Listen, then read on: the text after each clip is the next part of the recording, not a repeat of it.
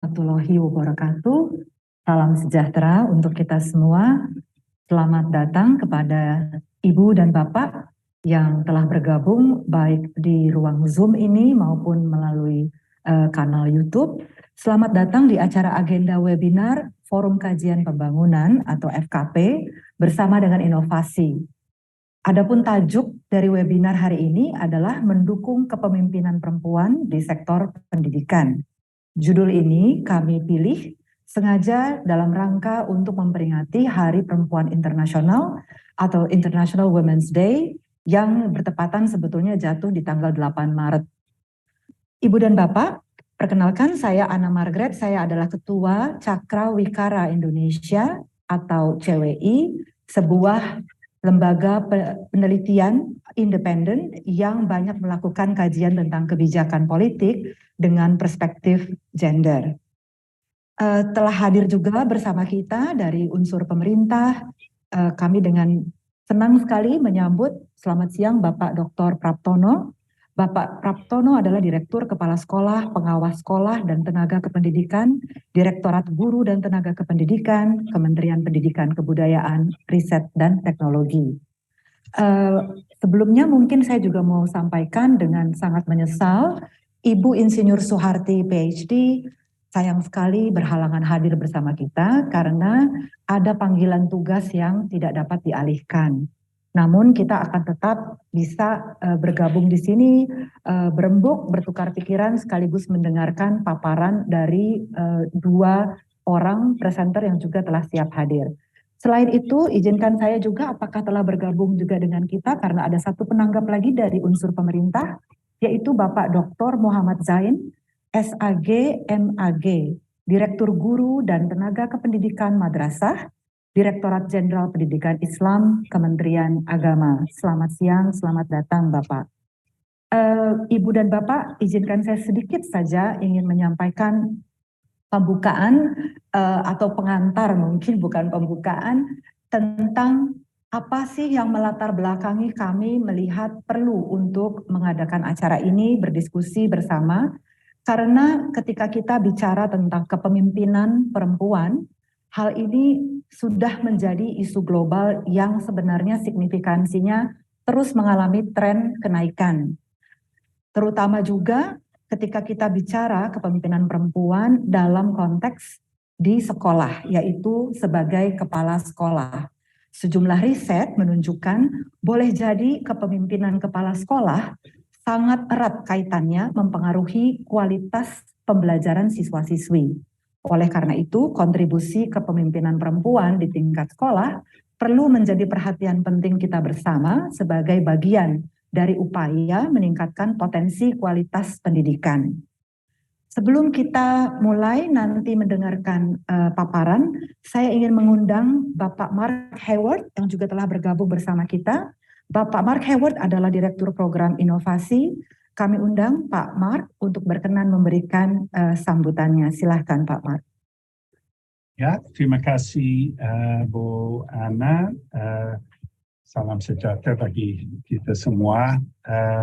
Pak Praptono dari Kemendikbud, Ristek, teman lama, selamat siang. Pak Praptono, Pak Zain dari Kementerian Agama, juga teman-teman. Ibu Ana sendiri dari peneliti Cakra Wikara Indonesia. Ibu Cici ya dari Inspirasi. Banyak teman gabung hari ini. Selamat siang, Pak Petra dari World Bank. Selamat siang.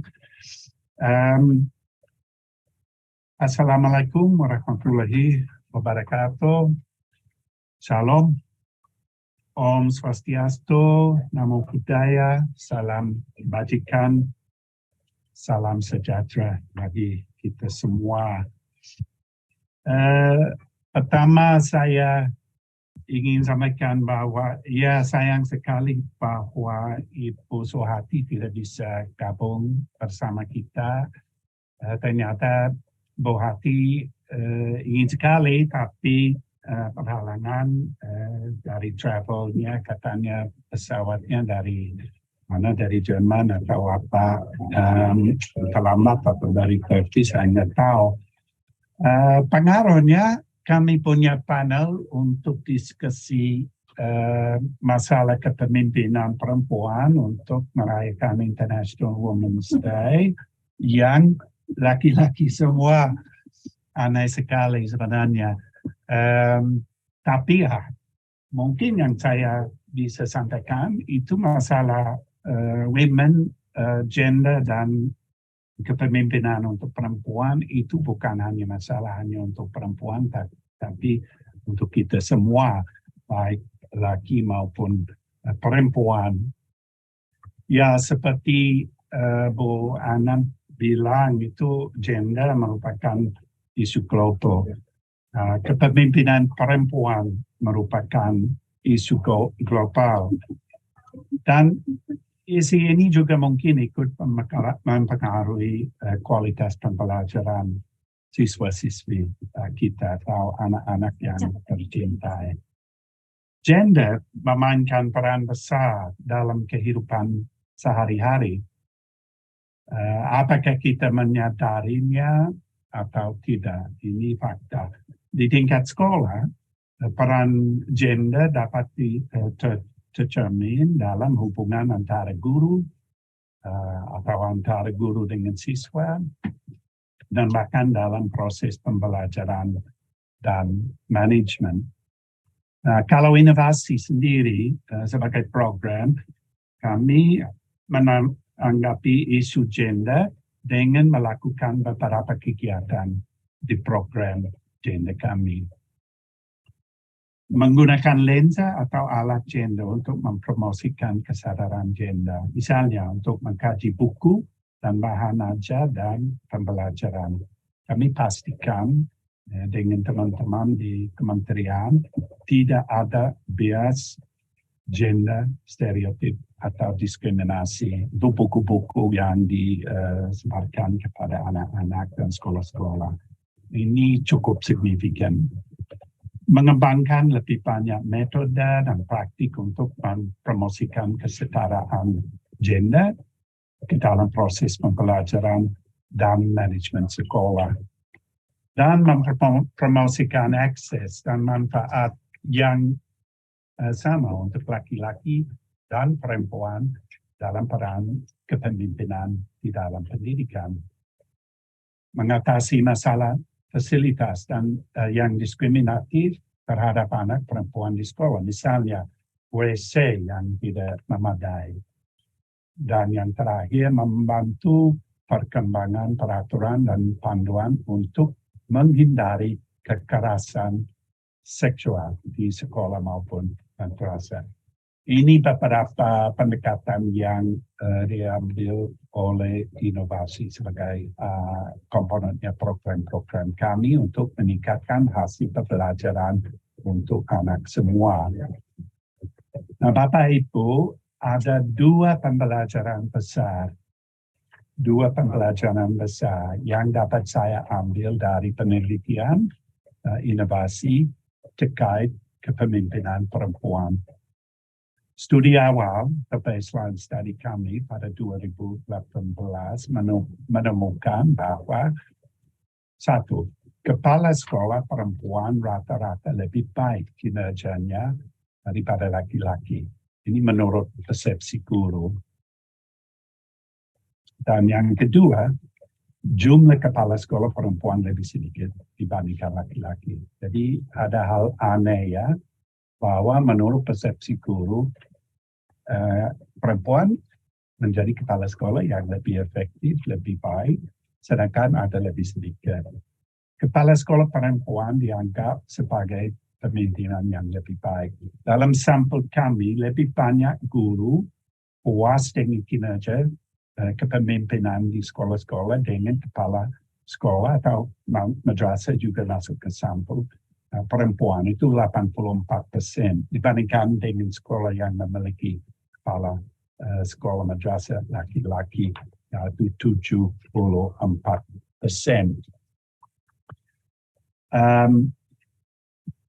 Kepala sekolah madrasah perempuan cenderung mengalokasikan lebih banyak dana untuk pengembangan guru, kegiatan pembelajaran siswa, dan manajemen perpustakaan dibandingkan laki-laki. Di sisi lain, kepala sekolah madrasah laki-laki mengalokasikan lebih banyak untuk guru, gaji guru, alat multimedia, dan biaya operasional lainnya. Apakah siswa dari sekolah yang dipimpin perempuan memiliki hasil pembelajaran yang lebih baik? Ini pertanyaan. Nah, hal ini belum dikonfirmasikan di studi kami, walaupun sudah terindikasi. Tetapi ada beberapa bukti internasional yang menunjukkan hal ini terjadi. Antara lain, Innocenti, UNICEF 2020 menemukan bahwa hasil belajar untuk anak perempuan maupun laki-laki di akhir sekolah dasar itu lebih tinggi di sekolah yang dipimpin perempuan. Penelitian lain dari penilaian PASEC 2019 di Afrika itu menemukan bahwa di 8 negara hasil membaca siswa lebih baik di sekolah yang dipimpin perempuan daripada di sekolah yang dipimpin laki-laki. Perbedaannya itu signifikan secara statistik. Ini terkait literasi dan juga terkait numerasi di 6 negara. Mengapa ada lebih sedikit kepala sekolah perempuan? Walaupun ada bukti bahwa kinerja kepala sekolah perempuan lebih baik. Nah, ini pertanyaan yang menarik ya. Inovasi menemukan bahwa promosi guru wanita menjadi kepala sekolah memakan waktu yang lebih lama dibandingkan dengan rekan laki-laki. Guru adalah profesi yang didominasi oleh perempuan, sedangkan lebih banyak kepala sekolah adalah laki-laki. Tergantung jenjang sekolah. Kalau di tingkat SD, 70% guru adalah perempuan. Sedangkan hanya 45% kepala sekolah ada perempuan. Kalau di tingkat SMP, malah 63% guru adalah perempuan. Sedangkan hanya 29% itu perempuan. Kalau di tingkat SMA, 61% guru adalah perempuan, sedangkan hanya 25% kepala sekolah adalah perempuan. Mengapa demikian? Nah, inilah yang saya harap akan kita bahas di forum hari ini. Kami tidak benar-benar tahu mengapa lebih sedikit perempuan menjadi pemimpin sekolah, atau mengapa mereka menjadi pimpin yang lebih baik ketika mereka menjadi kepala sekolah. Belum tahu. Tapi ada beberapa bukti yang menunjukkan bahwa perempuan menghadapi hambatan sistemik dan budaya. Inilah beberapa pemikiran saya sendiri. Perempuan sering memiliki tanggung jawab domestik di rumah yang tidak dimiliki laki-laki, merawat anak-anak atau orang tua yang sudah tua. Karya perempuan kadang-kadang dipengaruhi oleh waktu untuk kehamilan dan waktu merawat anak. Perempuan biasanya ikut suami, sehingga keputusan karya sering dipengaruhi oleh keluarga atau suami. Pentingnya adalah role model yang lebih banyak. Anak perempuan cenderung melihat pimpinan perempuan sebagai panutan dan cenderung bercita-cita untuk kepemimpinan. Makanya biasanya untuk anak-anak kalau tidak lihat role model untuk perempuan sebagai pimpin, asumsinya adalah itu peran khusus untuk laki-laki. Apa yang bisa kita lakukan? Ini pertanyaan terakhir. Inilah yang saya harap akan kita bahas hari ini. Adalah kepentingan semua orang untuk meningkatkan partisipasi perempuan dalam kepemimpinan. Kita semua akan mendapat manfaat dari sekolah yang lebih baik, hasil pembelajaran yang lebih baik, ekonomi yang lebih baik. Mari kita rayakan para perempuan yang luar biasa dalam kepemimpinan yang kita miliki di Indonesia. Dan mari kita temukan cara untuk memiliki lebih banyak lagi perempuan sebagai pemimpin. Terakhir, terima kasih kepada FKP yang sudah memfasilitasi forum ini bagi pemangku penelitian dan teman-teman yang membantu untuk acara ini, dan untuk teman-teman perempuan yang ada di posisi pemimpinan semuanya, kami salut. Terima kasih. Assalamualaikum warahmatullahi wabarakatuh.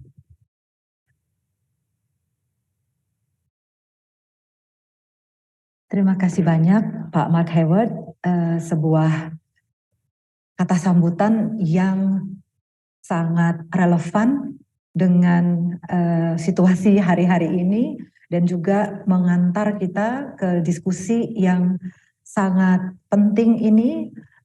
Kami sangat mengharapkan Ibu Bapak dapat mengikutinya dengan kegembiraan, dengan keingintahuan lebih jauh, karena seperti yang disampaikan oleh Pak Mark sebentar lagi, peneliti dari Cakrawikara Indonesia, Bapak Dirga Ardiansa, dan juga rekan dari Inspirasi Ibu Cici Tewanita akan menyampaikan sharing pengalaman serta juga hasil dari studi yang dilakukan.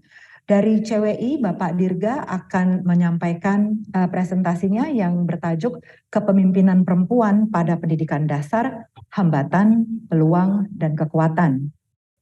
Sementara Ibu Cici Tewanita memberikan tajuk presentasinya Kepala Sekolah Perempuan Inspirasi dari Lapangan. Tanpa berpanjang lagi, waktu dan tempat saya berikan kepada dua presenter kita. Ada waktu masing-masing sekitar 15 sampai 20 menit. Silahkan. Ini dari saya dulu ya, Ibu Ana. Baik, terima kasih.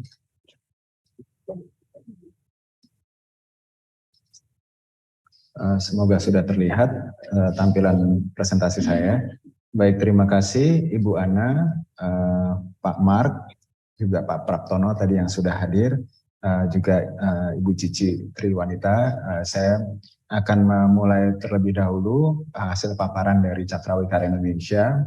Studi ini adalah studi dari tahun 2020, di akhir 2020 sampai dengan awal 2022 sesungguhnya. Nah, kami sendiri melihat bahwa permasalahan yang disampaikan Pak Mark tadilah yang sebenarnya mencoba kami telusuri lebih jauh, apa yang menyebabkan sebenarnya terjadi hambatan sistemik dari guru-guru perempuan untuk kemudian bisa menduduki posisi sebagai kepala sekolah. Saya mengambil judul paparan ini menjadi dua bagian nantinya, tapi judul dari paparannya adalah Kepemimpinan Perempuan pada Pendidikan Dasar, Hambatan, Peluang, dan Kekuatan. Latar belakang masalah yang kemudian CWI coba teliti dengan dukungan program inovasi, yaitu melakukan sebuah studi serangkai ya, atau studi yang sifatnya sekuensial antara studi tahap pertama dan kedua, yang berupaya untuk menjawab permasalahan minimnya jumlah guru perempuan menjadi kepala sekolah. Sementara tadi disebutkan mayoritas guru adalah perempuan. Data Dapodik Kemendikbud dan juga data Emispendis Kementerian Agama itu menunjukkan bahwa perempuan ada di kisaran angka 70%, bahkan di madrasah itu sampai dengan 78% guru madrasah ibtidaiyah. Sementara kita bisa melihat bahwa dalam konteks kepemimpinan sebagai kepala sekolah hanya 45% di kepala sekolah dasar, sementara 34% atau lebih kecil di kepala madrasah. Nah, studi ini berupaya untuk melihat yang pertama, studi pertama kita lakukan adalah studi kualitatif, yaitu berupaya menjawab apa yang menjadi hambatan bagi guru-guru perempuan untuk menjadi pemimpin atau menjadi kepala sekolah di sekolah dasar negeri dan madrasah ibtidaiyah negeri dan swasta. Setelah kami mendapatkan hasil dari studi pertama, itu menjadi landasan buat melanjutkan ke studi kedua. Agak berbeda dengan studi pertama yang melihat hambatan menjadi kepala sekolah bagi guru perempuan.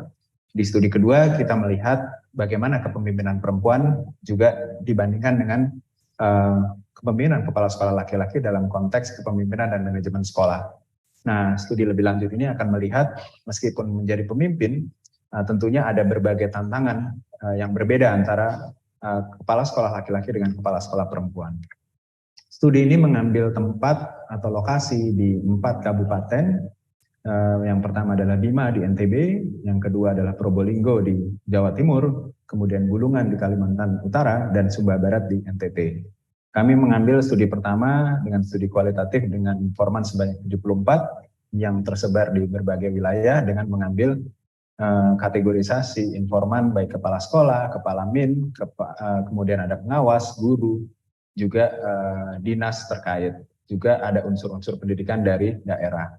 Total ada 74 informan dengan 34 diantaranya adalah perempuan dan 36 diantaranya adalah laki-laki.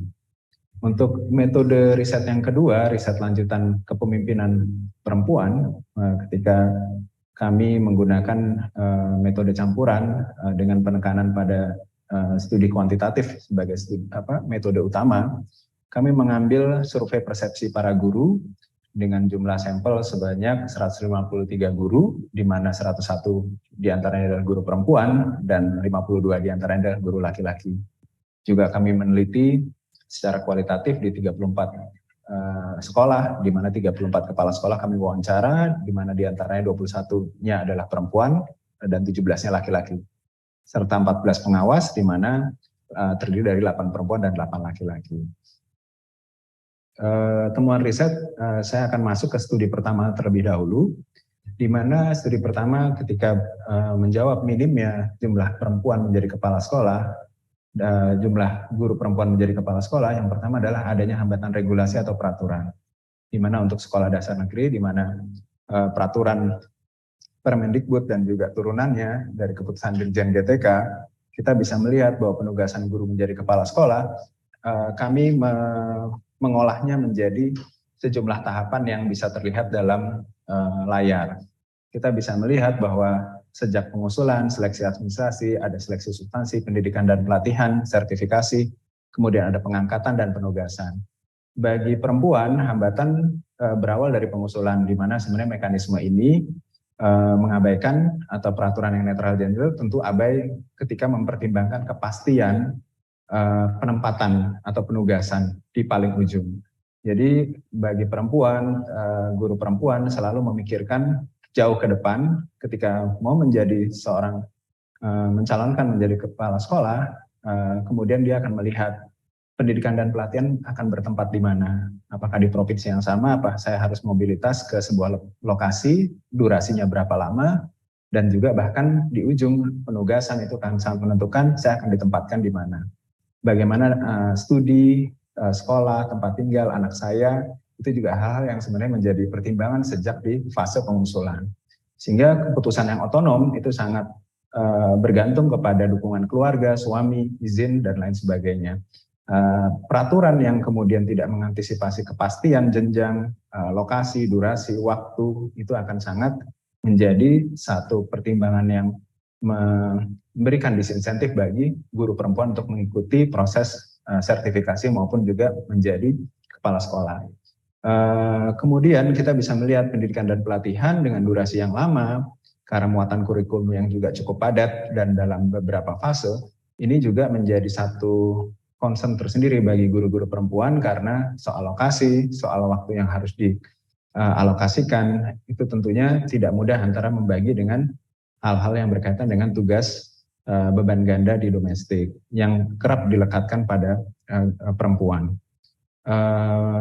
Penugasan itu adalah sesuatu yang juga menjadi pertimbangan serius ketika seorang guru baru kemudian ditempatkan pada situasi tempat yang menyulitkan, tentu ini juga menjadi satu konteks yang menjadi disinsentif. Bagi guru madrasah ibtidaiyah negeri dan swasta, berdasarkan peraturan Menteri Agama nomor 24 tahun 2018 tentang kepala madrasah, kami juga memetakan dalam ilustrasi sebagai berikut. Kami menemukan bahwa dalam konteks guru madrasah ibtidaiyah, ketika menemukan kondisi bahwa pendidikan dan pelatihan kerap kali inkonsisten secara durasi. Jadi tidak ada standar yang baku durasi selama pelatihan itu akan dihabiskan dalam berapa jam dan berapa kali kedatangan. Nah, inkonsistensi lokasi juga menjadi satu tantangan tersendiri karena kerap kali misalnya guru-guru yang di NTT dan NTB bisa saja dia harus mengikuti pendidikan pelatihan sertifikasi di Bali ataupun bahkan di Jakarta. Saya pikir ini juga satu hal yang dalam konteks situasi norma yang berlaku yang ada di Indonesia ini, itu adalah satu tantangan kesulitan tersendiri bagi guru-guru perempuan. Kalau konteks madrasah ibtidaiyah swasta, tentunya ini sangat bergantung kepada keputusan pimpinan yayasan. Bagaimanapun dia adalah otoritas tertinggi yang cukup otonom gitu ya, untuk kemudian menentukan peraturannya. Nah, yang kedua, setelah hambatan regulasi, kita juga masuk kepada hambatan berdimensi kultural atau berlakunya norma gender yang sebenarnya bias menempatkan perempuan pada hal-hal yang sifatnya mengalami beban ganda di dalam konteks domestik. Hambatan berdimensi kultural atau norma gender ini justru yang paling mendasar dan menjadi hambatan terbesar.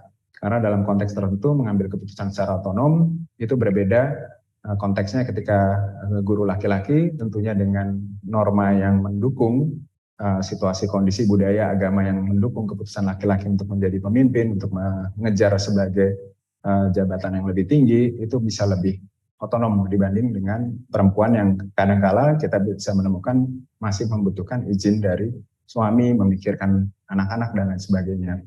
Keterbatasan mobilitas juga satu tantangan tersendiri, bagaimana kemudian kemampuan berkendara, keamanan, terbebas dari rasa ancaman terhadap kekerasan seksual ketika berkendara ke sekolah, itu menjadi tantangan-tantangan tersendiri yang tidak mudah juga ketika perempuan ditugaskan atau ditempatkan dalam wilayah yang sulit.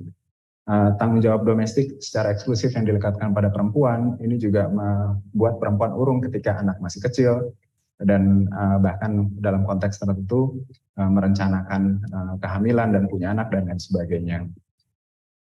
Kita bisa melihat yang beranjak ke yang ketiga, hambatan berdimensi waktu, ini juga sesuatu yang berbeda antara guru laki-laki dan perempuan, di mana kita bisa melihat bahwa karir guru perempuan itu jauh lebih panjang, membutuhkan waktu yang jauh lebih panjang dibanding guru laki-laki untuk menjadi kepala sekolah. Studi dari CWI menunjukkan bahwa 19,8 tahun yang dibutuhkan guru perempuan untuk menjadi kepala sekolah ketika dia aktif menjadi guru. Berbeda dengan guru laki-laki yang hanya membutuhkan 16,1 tahun untuk kemudian bisa menjadi kepala sekolah. Hambatan berdimensi waktu ini kita bisa melihat ada perbedaan dalam konteks peran reproduktif dan produktif.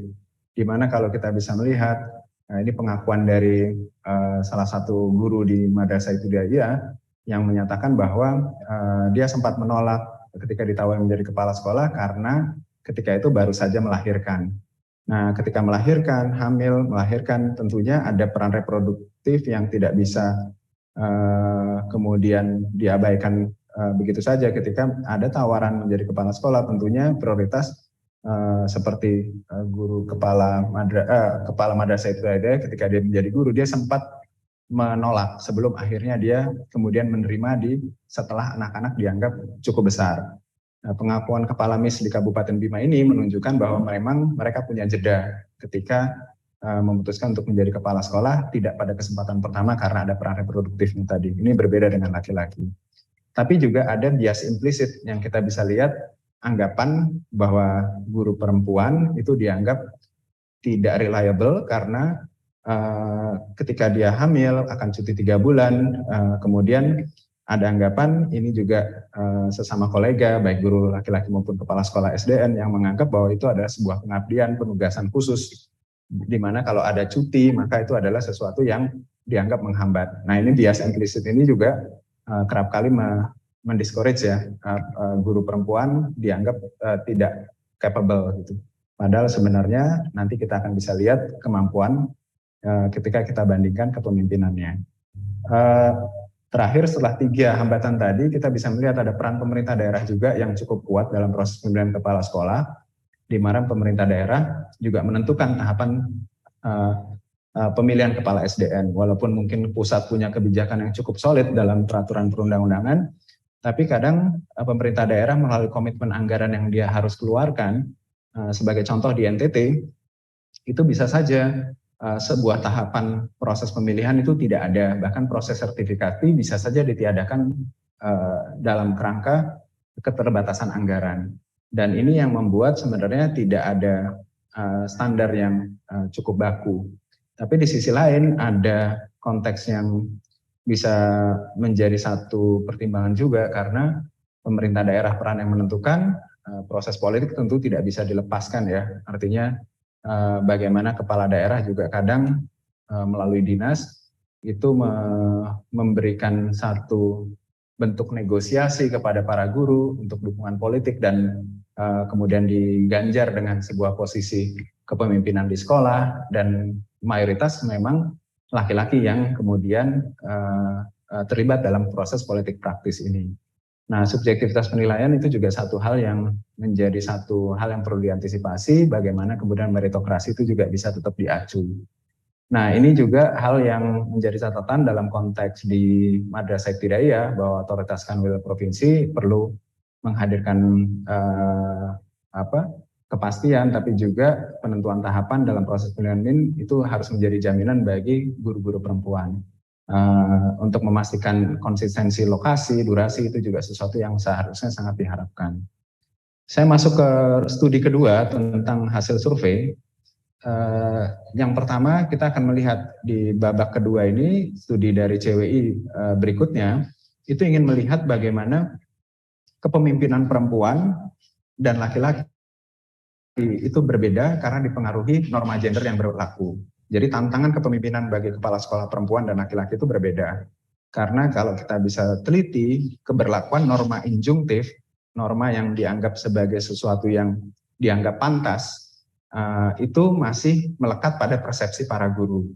Contohnya ketika kita uji secara statistik, baik di guru Madrasah Ibtidaiyah maupun guru SD, baik laki-laki maupun perempuan, perempuan itu dianggap lebih pantas mengelola administrasi dibanding dengan laki-laki.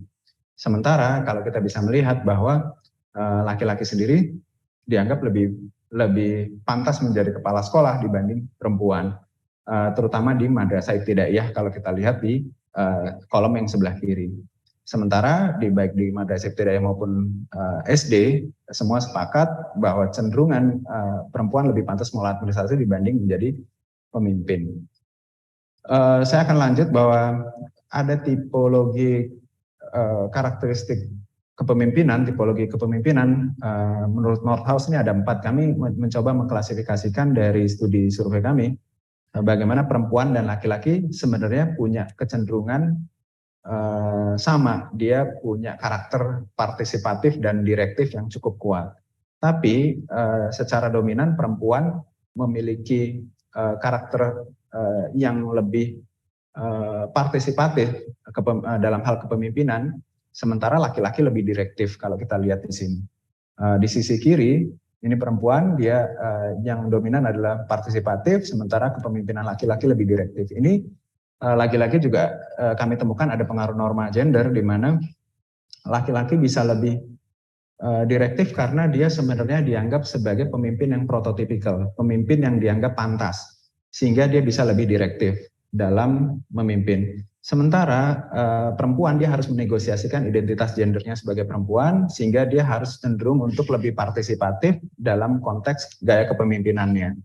Nah, ini sebenarnya juga sejalan dengan asumsi riset yang menyatakan bahwa tantangan dari para guru dan lingkungan sekitar itu membuat negosiasi identitas gender kepala sekolah perempuan itu lebih memilih untuk karakter pemimpin yang partisipatif. Apakah ini kemudian menjadi kekuatan? Bisa jadi, karena dalam konteks guru penggerak misalnya, atau sekolah penggerak, terbukti nanti pelibatan para guru, siswa, dan juga orang tua itu adalah suatu komponen yang dibutuhkan dalam pengembangan sekolah. Ini juga saya melihat ada hal menarik, ada 15 indikator tentang kepemimpinan dan manajemen sekolah. CWI melihat bahwa pengujian terhadap 15 indikator menguji persepsi para guru terhadap kepemimpinan kepala sekolah laki-laki dan perempuan. Dari 15 indikator ada sebanyak 8 indikator dari 15 signifikan bahwa berbeda antara laki-laki dan perempuan menjadi kepala sekolah. Dan 8 indikator yang signifikan itu perempuan jauh lebih baik. Nah, dalam hal apa saja? Dalam menetapkan target waktu, dalam mengelola keuangan yang transparan, akuntabilitas, menegakkan peraturan prosedur, melakukan penilaian kerja terhadap seluruh staf dan termasuk guru, melakukan rapat evaluasi rutin itu lebih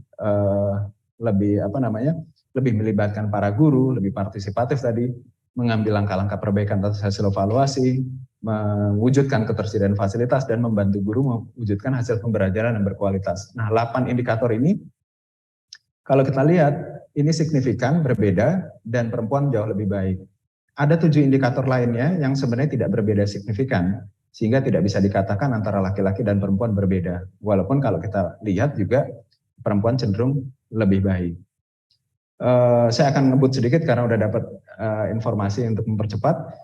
Perbedaan juga untuk soal agenda prioritas. Kita bisa melihat bahwa dalam konteks sekolah dasar, laki-laki dan perempuan memiliki perbedaan. Misalnya untuk perempuan lebih prioritas pada administrasi kelas dan pengajaran, sementara pada kepala sekolah laki-laki pada infrastruktur. Sementara di madrasah ibtidaiyah kita lihat dominannya tetap pada karakter kepribadian bagi kepala sekolah laki-laki maupun perempuan.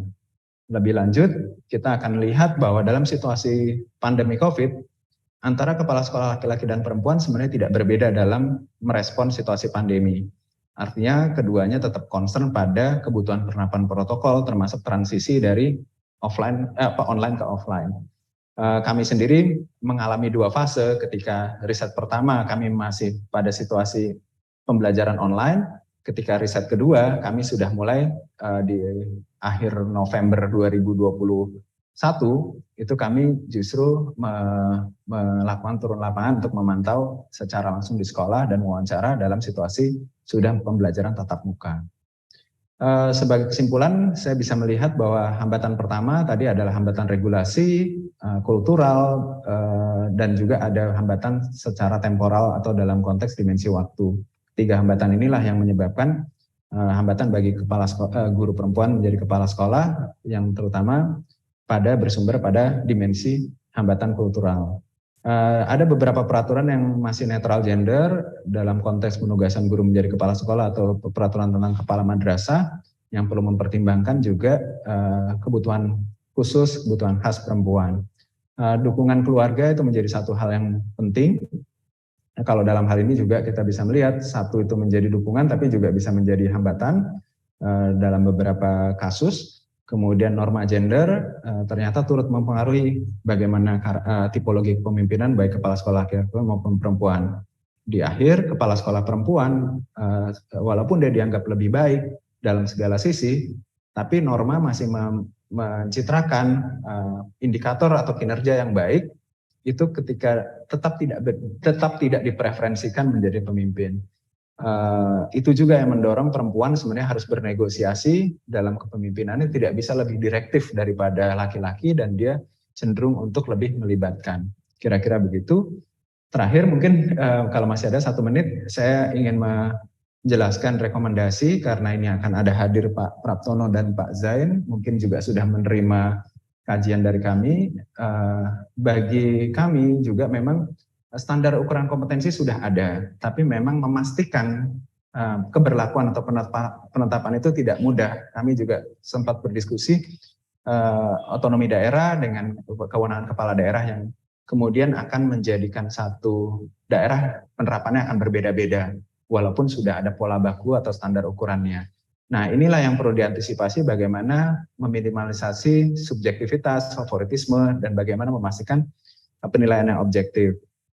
Untuk itu kami justru ingin mendorong bahwa ada proses semacam evaluasi bagaimana kemudian memberikan insentif bagi daerah yang kemudian bisa menerapkan dengan standar kompetensi yang lebih baik. Saya pikir ini juga bagian dari tugas masyarakat sipil juga untuk terus memberikan sorotan kajian pada daerah-daerah yang masih belum berperforma atau belum menetapkan standar ukuran yang baik.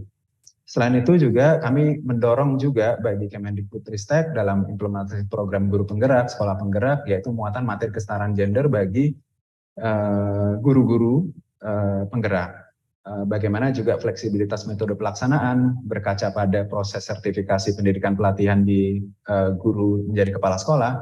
Harapannya metode pelaksanaannya juga bisa mengadaptasi kesulitan-kesulitan perempuan dengan kombinasi sinkronus dan asinkronus misalnya untuk mengatasi hambatan-hambatan tentang mobilitas.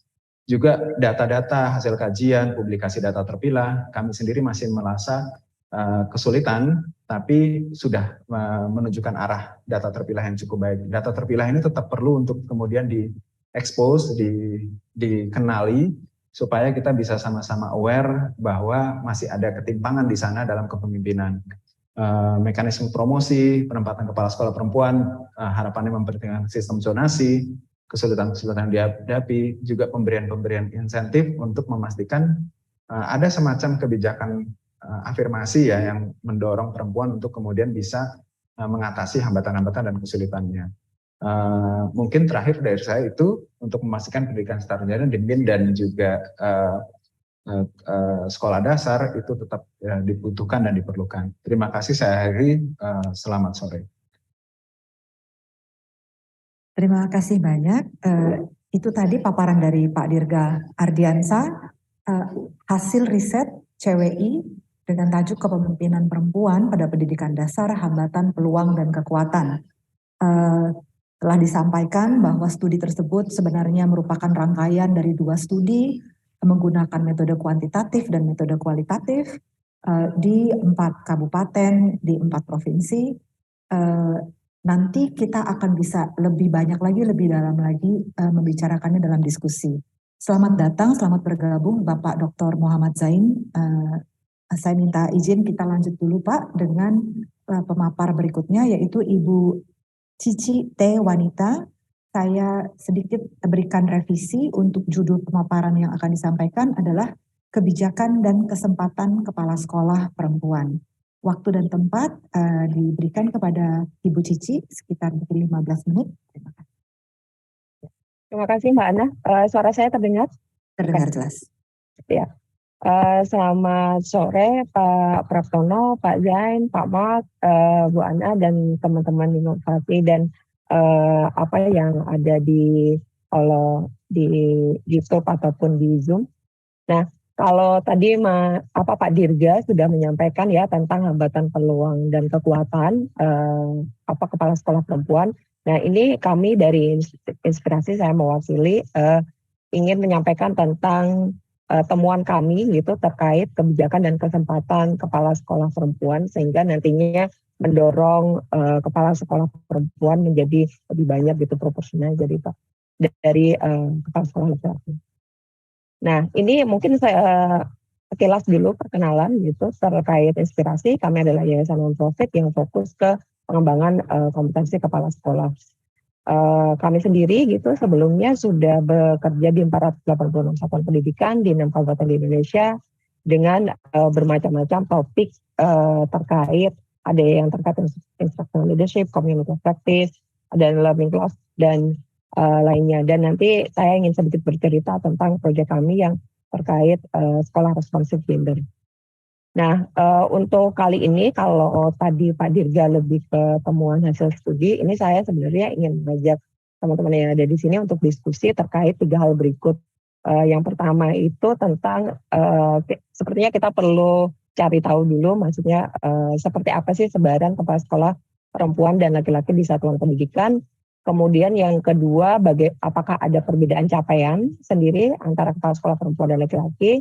Kemudian yang terakhir, bagaimana kebijakan dapat menjadi alternatif mencapai kesetaraan kepala sekolah perempuan dan laki-laki. Nah, untuk poin yang pertama itu ternyata ini kami mengambil data dari Neraca Pendidikan Daerah 2021 di level nasional gitu. Kalau kita lihat di sini sebaran gurunya berdasarkan jenis kelamin, kita bisa lihat ya yang di PAUD ini gitu mayoritas adalah perempuan, sedikit sekali birunya di sini. Kemudian di level yang lebih tinggi gitu ternyata ada kecenderungan semakin sedikit gitu proporsi kepala sekolah perempuan. Jadi lebih didominasi oleh laki-laki. Nah kemudian ini kan gurunya gitu ya. Nah ini saya mencoba untuk menggabungkan gitu dengan data internal dari Inspirasi gitu. Jadi kami bekerja dengan Kepala PAUD dan SDM Mitra Inspirasi dari data kami internal gitu. Di PAUD itu 100% dari 27 PAUD yang menjadi Mitra Inspirasi semuanya guru dan kepala sekolah itu perempuan. Sedangkan ketika di SD itu 56%-nya itu laki-laki, kemudian 44%-nya perempuan. Jadi di sini kan ada kecenderungan gitu ya, semakin tinggi jenjang satuan pendidikan gitu, ada kecenderungan juga gitu semakin sedikit proporsi kepala sekolah perempuan. Nah, sebaran tadi gitu kan juga otomatis menimbulkan pertanyaan berikutnya gitu ya, seberapa berpengaruh sih terhadap capaian hasil belajar siswa. Nah ini kami mencoba gitu untuk menggunakan data baseline. Jadi kenapa kita menggunakan data baseline gitu? Kita ingin melihat kalau data awalnya itu apakah ada perbedaan gitu antara sekolah yang dipimpin kepala sekolah laki-laki atau sekolah yang dipimpin kepala sekolah perempuan.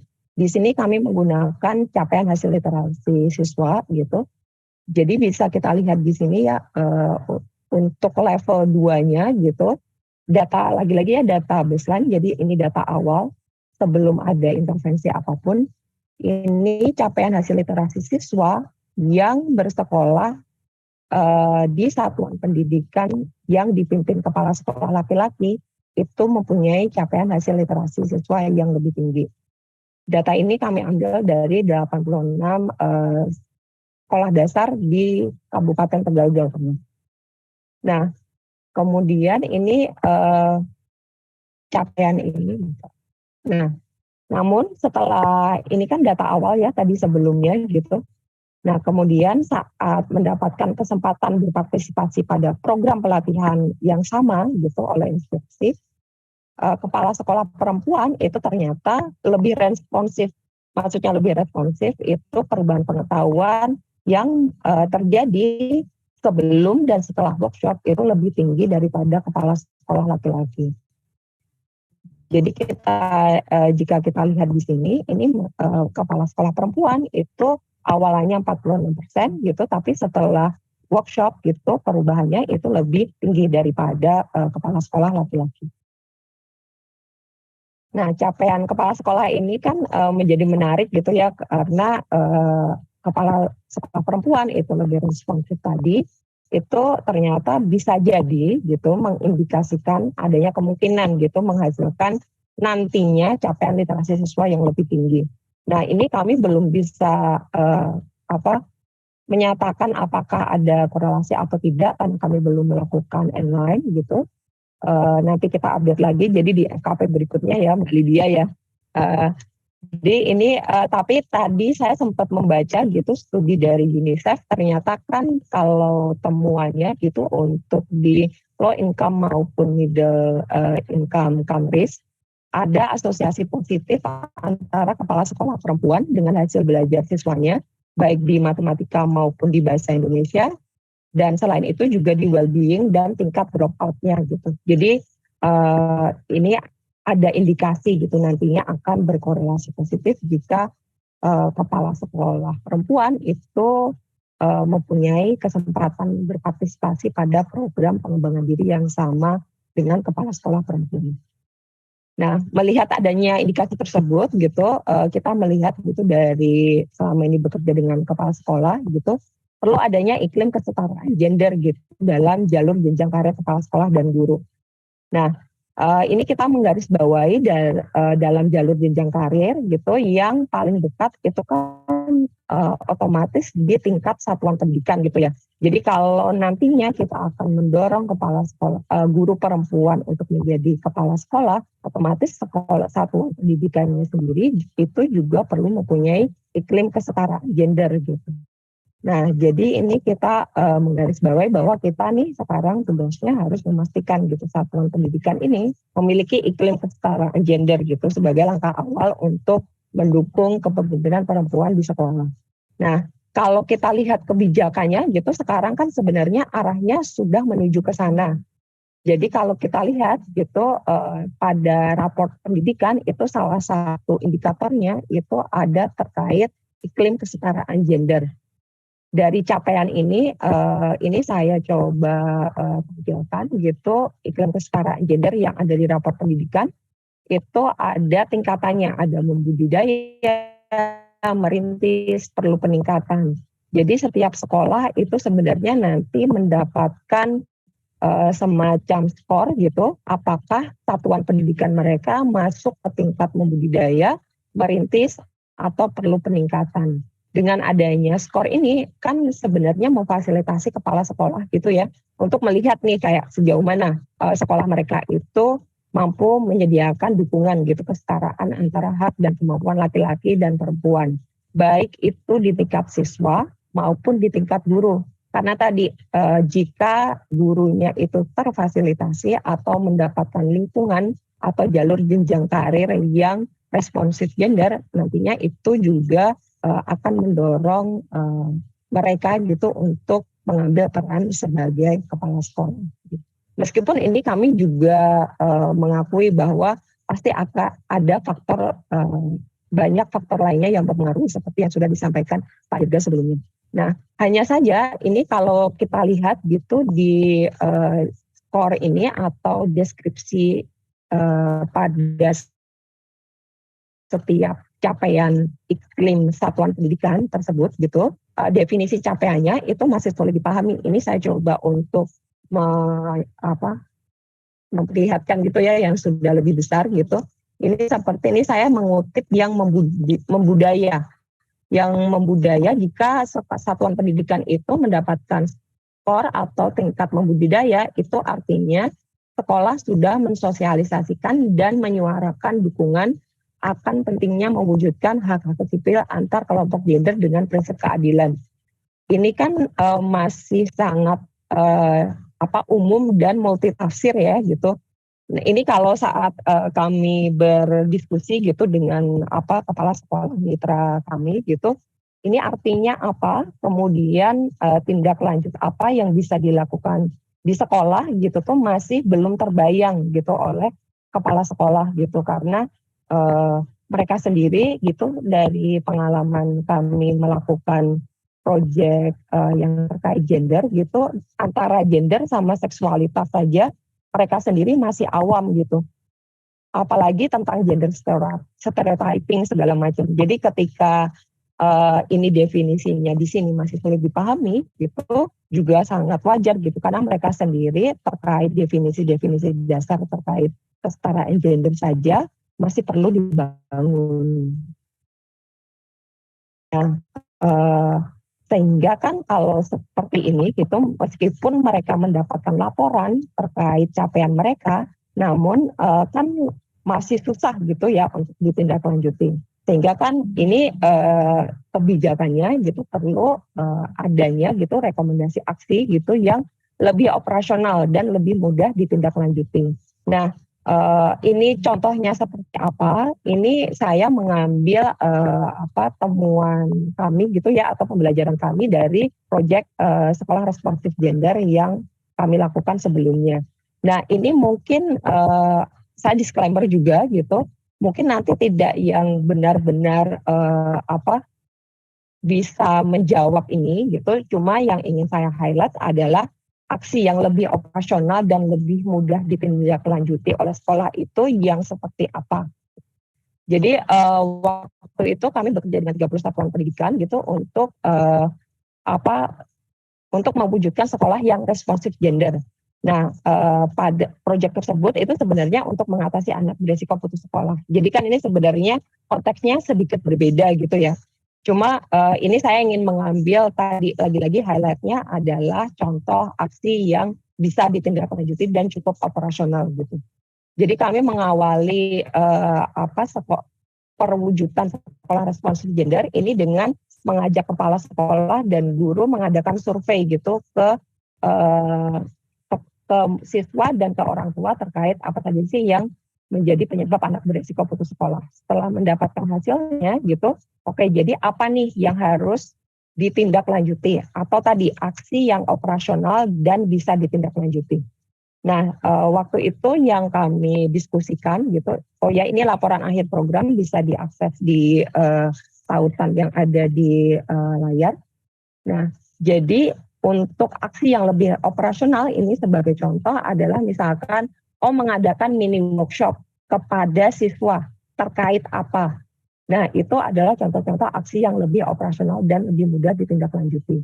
Kemudian ini dalam rangka menciptakan iklim kesetaraan gender tadi ya, bisa juga kalau di sini gitu menyusun peraturan kelas. Kalau di sini memang contohnya anti pencegahan bullying karena tadi ini tuh terkait yang temuan di sekolah responsif gender, tapi untuk yang membangun iklim kesetaraan gender itu sebenarnya bisa juga menyusun peraturan kelas tentang bagaimana sih gitu memastikan ada kesetaraan antara siswa laki-laki dan perempuan dan juga di lingkungan guru, bagaimana peran antara guru laki-laki dan guru perempuan itu juga bisa setara. Kemudian ini ada juga tentang mengintegrasikan materi tentang bullying, jadi memastikan sebenarnya kesetaraan gender seperti yang disampaikan Pak Mak tadi di depan gitu sebenarnya juga bisa diintegrasikan pada KBM, bisa melalui buku, bisa melalui proses bagaimana gurunya mengajar dan segala macam. Kemudian ini juga ada workshop gitu yang melibatkan orang tua. Jadi balik lagi tadi jika mensosialisasikan dan menyuarakan tentang kesetaraan iklim gender itu bisa juga gitu dilakukan dengan hal yang lebih operasional seperti misalkan mengadakan workshop gitu yang melibatkan orang tua.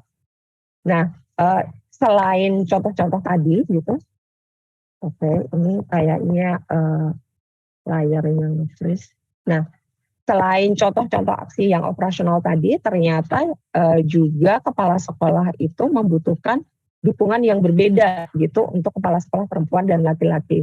Nah, ini juga nyambung dengan yang tadi disampaikan oleh Pak Dirga gitu terkait bagaimana kepala sekolah perempuan itu mempunyai hambatan dimensi kultural dan hambatan dimensi waktu serta karakter dan gaya kepemimpinan yang berbeda. Dengan perbedaan tersebut kan otomatis dukungan yang diberikan atau kebijakan yang dibutuhkan juga berbeda gitu. Nah ini lagi-lagi anekdotal datanya, jadi berdasarkan temuan kami selama bekerja sama dengan kepala sekolah gitu, dari kami itu kepala sekolah laki-laki itu lebih membutuhkan role model. Jadi kemudian pengakuan atas kinerjanya. Nah ini tadi saya sempat pas Pak Dirga menyampaikan bahwa kepala sekolah laki-laki itu lebih direktif gitu karena merasa lebih pantas itu.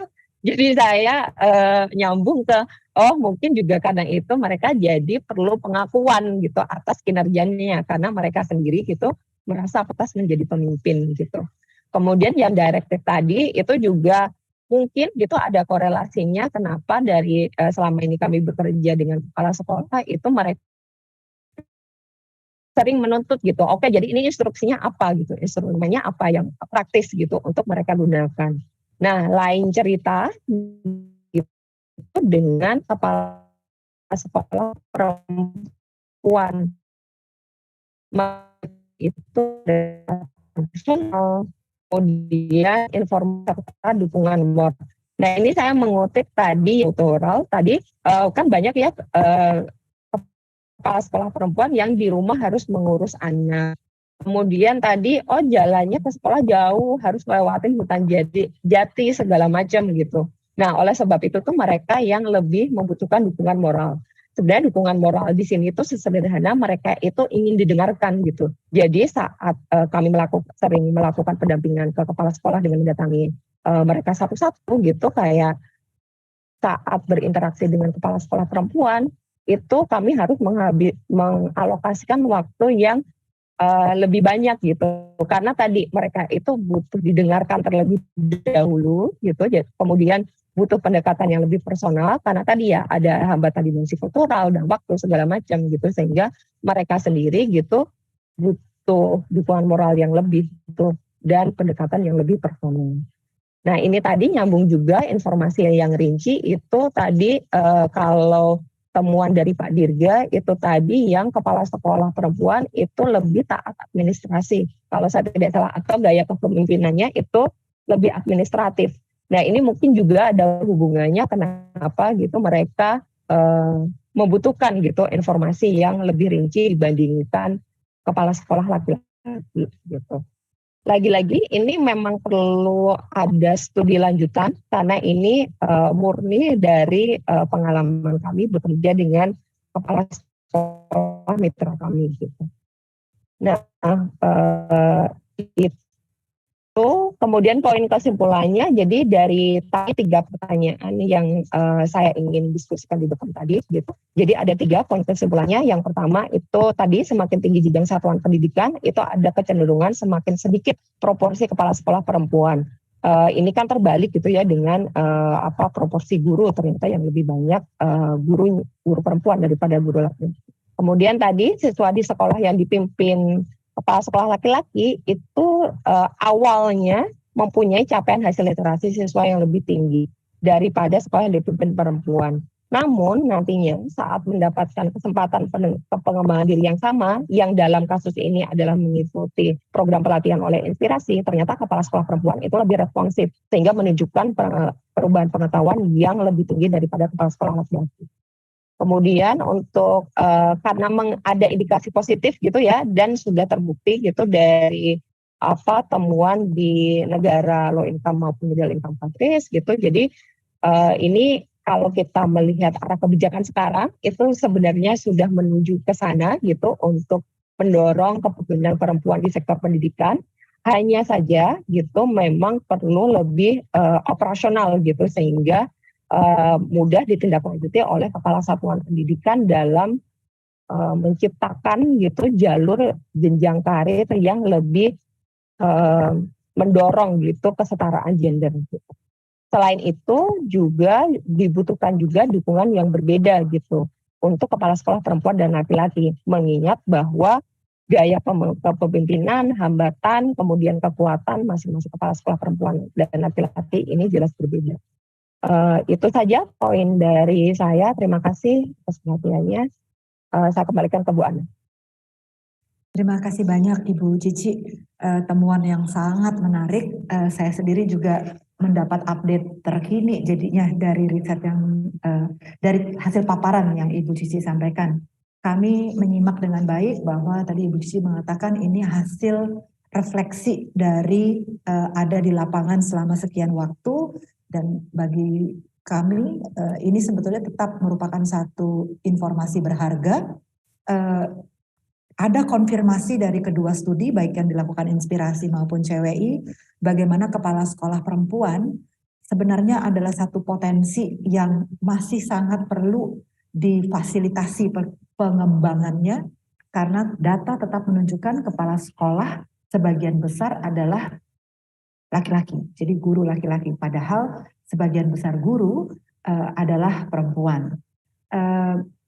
Begitu juga tadi ada, saya mungkin akan menunjuk sedikit saja bagian di mana studi CWI dan Inspirasi saling menguatkan, saling mengkonfirmasi bagaimana norma gender, norma sosial budaya itu sangat ikut mempengaruhi seperti apa nantinya pola kepemimpinan, pengambilan keputusan ketika kita lihat pengambilan keputusan yang dilakukan kepala sekolah laki-laki maupun kepala sekolah perempuan. Dan izinkan saya untuk sedikit mundur lagi, tadi Pak Mark juga sudah mengatakan bahwa ini sebenarnya bukan soal membanding-bandingkan antara guru perempuan, guru laki-laki, kepala sekolah perempuan dan laki-laki, tapi kita sedang bicara juga sorotannya luaran hasil belajar siswa yang berkualitas dalam konteks itu menjadi penting untuk melihat bagaimana pemerintah sebagai unsur-unsur yang punya otoritas untuk membuat kebijakan bisa memfasilitasi, mendorong lebih besar lagi peluang sehingga ada lebih banyak rekrutmen kepala sekolah perempuan baik di madrasah, ibtidaiyah maupun sekolah dasar dan bahkan tadi di PAUD. Selanjutnya saya ingin mengundang Bapak Dr. Praptono dan Bapak Dr. Muhammad Zain, mungkin lebih dulu dengan Dr. Pak Praptono. Pak Praptono dan Pak Muhammad Zain sebenarnya adalah juga dua informan yang kami ikut wawancarai ketika kami melakukan studi di CWI. Jadi ketemu lagi Pak. Pak Praptono adalah Direktur Kepala Sekolah, Pengawas Sekolah dan Tenaga Kependidikan, Direktorat Guru dan Tenaga Kependidikan, Kementerian Pendidikan, Kebudayaan, Riset, dan Teknologi. Waktu dan tempat saya persilahkan Pak Praptono sekitar 15 menit untuk memberikan tanggapan dan rekomendasi dari hasil dua paparan studi tadi. Silakan Pak. Oke, terima kasih Bu. Bismillahirrahmanirrahim. Assalamualaikum warahmatullahi wabarakatuh. Mohon izin sahabat saya Pak Muhammad Zain, saya menyampaikan duluan Pak Direktur. Silakan Pak. Assalamualaikum. Saya mohon izin dibantu. Oh, lagi di perjalanan Pak Direktur. Dan ini selalu dan Ya. Oke, baik. Apakah saya share screen sendiri atau dibantu nih? Bentar Pak Praptono. Bagaimana dengan teman-teman inovasi? Share screen sendiri Bapak bisa Pak? Coba Pak. Oke. Belum bisa? Bisa. Atau dibantu dari situ nggak apa Mbak?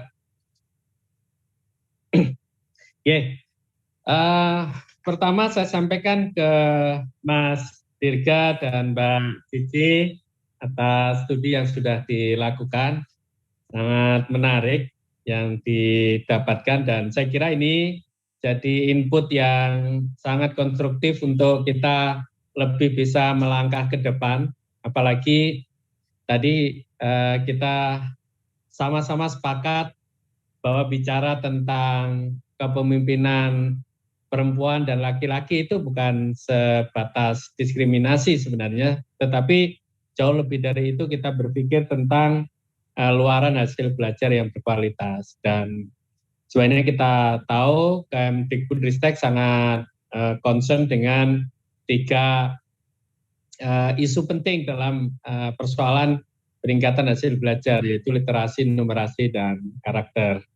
Dan tentu ini ada wilayah-wilayah di mana kami yang ada di kementerian bisa berbuat, tetapi ketika kita bicara kepemimpinan, pemimpin, maka ada pemegang mandat yang sangat luar biasa otoritasnya yang ini harus kita sentuh bersama-sama, yaitu para gubernur, bupati, dan wali kota sebagai pejabat pembina kepegawaian yang memang wewenangnya adalah untuk mengangkat kepala sekolah dan pengawas.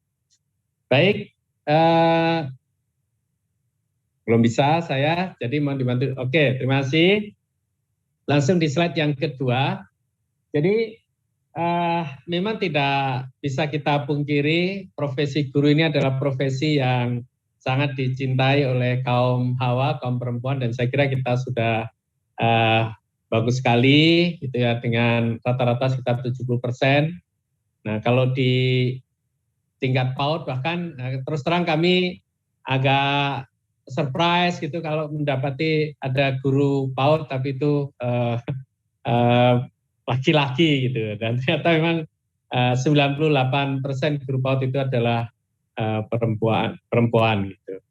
Jadi termasuk juga di SLB juga cukup tinggi ya untuk perempuan. Hanya memang kemudian ketika kita lihat yang menjadi kepala sekolah, di situ baru terasa sekali bahwa kalau di profesi gurunya itu misalkan untuk jenjang SMP itu bisa 64% perempuan, tapi yang bisa sampai kepada jabatan untuk menjadi kepala sekolah, di situ sekitar 30% ya. Artinya bahwa memang masih ada kemudahan bagi laki-laki untuk sampai di jabatan kepala sekolah. Dan nanti akan kita lihat bagaimana prospek yang dilakukan oleh Kemdikbudristek ketika kita menjalankan program guru penggerak.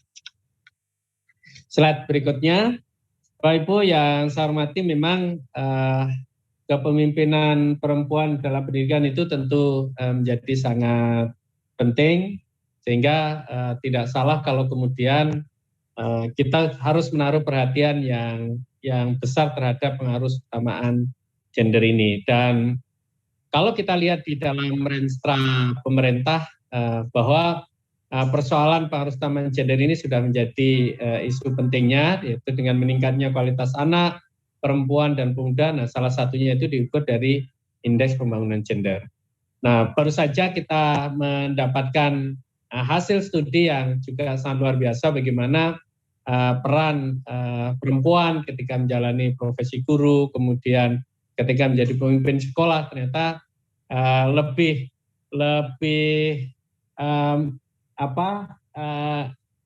lebih memberikan hasil belajar yang lebih tinggi, lebih bisa memberikan kenyamanan meskipun dengan tadi hasil studi perlu motivasi, perlu pengayoman karena lebih disebabkan oleh faktor eksternal.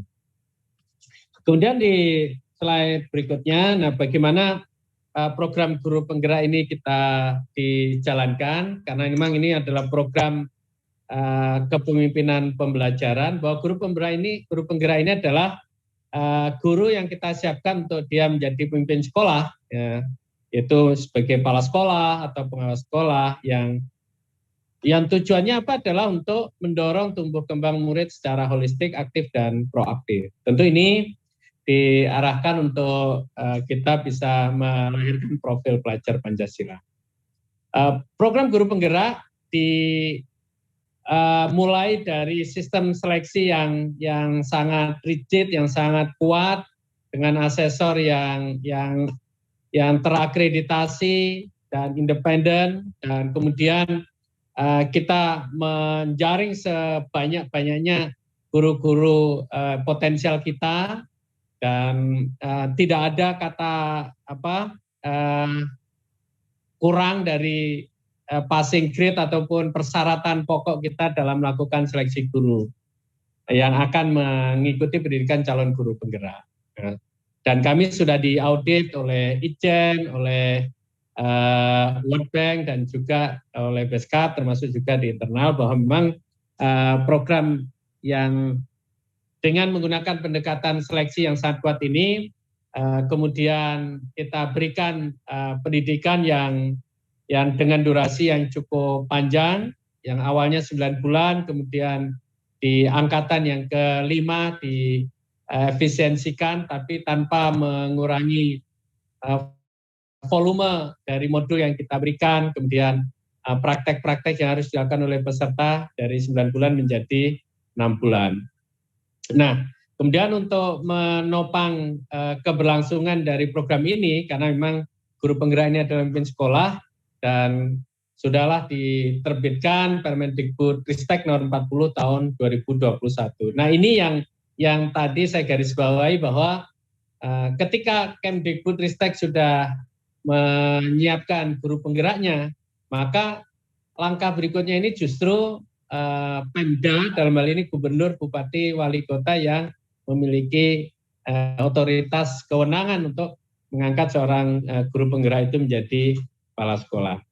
Bapak Ibu yang saya hormati, bagaimana seleksi di pendidikan calon guru penggerak dilakukan? Next slide. Seleksinya sangat terbuka dan sangat leluasa untuk bisa sebanyak-banyaknya guru itu mengikuti proses seleksi. Di antaranya kita tidak melihat dia guru negeri atau swasta, guru PNS, non-PNS, yang penting minimum S1 D4, punya masa kerja sekurang-kurangnya 5 tahun, dan usia tidak lebih dari 50 tahun. Ini lebih pada untuk memilih calon-calon yang berkualitas, yang sudah tidak lambat lagi dalam menyesuaikan kemajuan teknologi.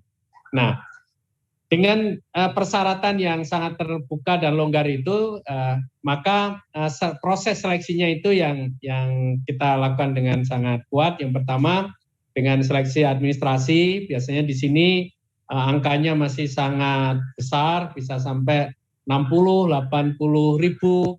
Lalu masuklah ke tahapan yang kedua dengan penilaian IC. Nah, di penilaian IC ini, di seleksi tahap 1 ini sudah mulai agak berkurang, bisa jadi sekitar 30% atau 25% yang bisa masuk di tahapan berikutnya, yaitu wawancara dan observasi mengajar.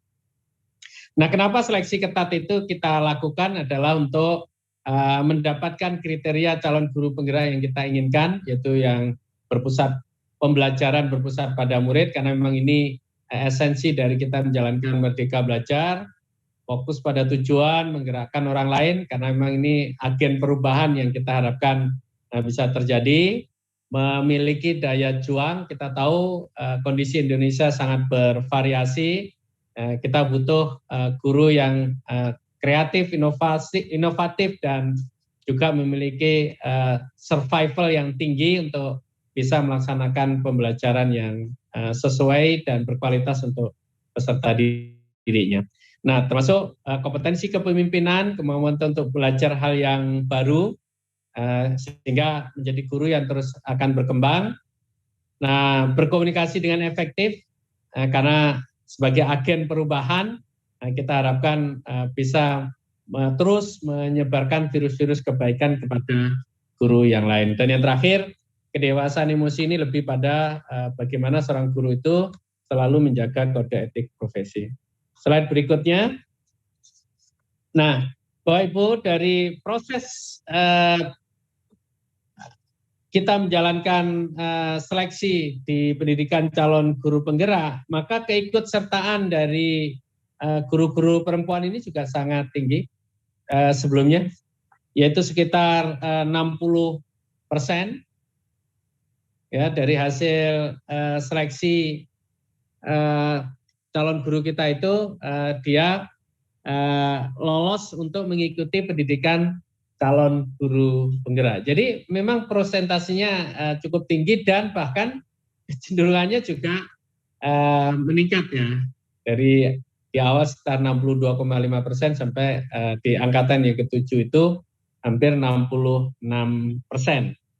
Nah, angkatan 8 sedang berproses, seleksinya insya Allah di bulan Maret minggu ketiga kita akan bisa umumkan berapa banyak nanti dari 33.000 kandidat yang mengikuti seleksi di tahap 2 ini akan lolos.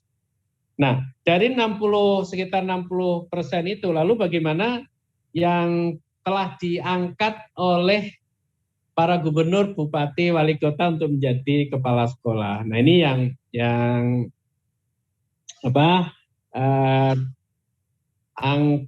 sebaran angkanya di perempuan itu 56%, masih relatif, next slide, relatif konsisten, dan di laki-laki 40% ya. Berbeda sekali dengan data yang di awal tadi, ya, dari 70% menjadi sekitar 40%. Tapi kalau di sini relatif stabil ya, artinya pilihan banyak guru-guru penggerak kita yang perempuan itu terpilih oleh kepala daerah itu untuk diangkat menjadi kepala sekolah. Tapi ini baru di angkatan 1 dan 2, dan ini dari hari ke hari ini memang terus kita harapkan tinggi rekrutmen kepala sekolah dari guru penggerak. Bahkan sekarang sudah kita dorong bisa masuk di dalam indikator untuk mengukur kinerja pemerintah daerah ya melalui rapor pendidikan, dan termasuk di dalam pemilihan apresiasi Pemda terhadap pembangunan pendidikan, kita pun juga memasukkan indikator pengangkatan guru penggerak menjadi kepala sekolah. Nah, kesimpulan dari proses yang dijalani dalam menjalankan program guru penggerak ini memang Kemdikbudristek dan Ditjen GTK melihat bahwa representasi perempuan dalam pimpinan satuan pendidikan ini tetap harus kita upayakan untuk menjadi fokus pemerintah, khususnya di pemerintah daerah, agar pengangkatan untuk menjadi pemimpin satuan pendidikan ini bisa kita perkuat sehingga bisa menopang keinginan kita untuk memaksimalkan transformasi pembelajaran. Kemudian program guru penggerak, meskipun ketika dijalankan awal-awalnya kita tidak pernah mempertimbangkan aspek gender, namun untuk selanjutnya memang ini harus menjadi perhatian ya, khususnya di dalam pengangkatan seorang guru, dalam hal ini adalah guru penggerak untuk menjadi pemimpin pendidikan atau kepala sekolah. Kemudian tentu riset-riset hasil penelitian yang telah dilakukan oleh kawan-kawan ya dari Mas Dirga, Mbak Cici ini akan menjadi masukan bagi kami untuk menjalankan program guru penggerak, dan nanti pada akhirnya bagaimana kita harus mendorong ya, harus berkolaborasi untuk menyuarakan pengangkatan guru penggerak menjadi kepala sekolah ini dengan memperhatikan keterwakilan perempuan, karena memang ini wilayah kewenangannya itu ada di Pemda. Insya Allah kalau kinerjanya baik pasti akan menjadi pilihan. Dan yang terakhir, langkah ke depan yang akan terus menjadi perhatian kami nanti di dalam proses seleksinya ini perlu kita pertajam, dan kemudian program pelaksanaan program agar lebih afirmatif terhadap perempuan ya. Nanti kita lihatlah bahwa karena memang durasinya sudah panjang, harapannya memang hariannya itu guru dalam mengikuti pendidikan calon guru penggerak itu tidak terlalu lama waktunya gitu ya. Itu nanti akan coba kita tindak lanjuti. Lalu sebagai langkah untuk mendorong jumlah GP menjadi kepala sekolah, kita akan perkuat untuk advokasi ke Pemda, dan ini sudah ada UPT yang kami kerahkan, bahkan kami di Ditjen GTK juga tahun 2023 ini juga kembali akan melakukan kunjungan kerja ke 100 titik, ke 100 kabupaten kota sebagai tindak lanjut di tahun 2022 yang kami juga melakukan. Hasil kunker ternyata cukup mendorong, ya, cukup mempengaruhi komitmen dan kesadaran dari pimpinan daerah untuk mengangkat guru penggerak menjadi kepala sekolah. Nah, kemudian bagaimana jejaring antar guru penggerak perempuan, KS perempuan, GP perempuan ini untuk terus dibangun, dan saya kira dalam konteks ini komunitas belajar itu sangat mungkin untuk bisa dilakukan. Kemudian semacam komunitas-komunitas jejaring yang akan dilakukan oleh para guru penggerak, dan kita pun juga sangat mendorong untuk hal itu, sehingga kemudian isu gender ini terus menjadi isu yang kita perjuangkan secara bersama-sama, termasuk bagi para guru dan kepala sekolah kita.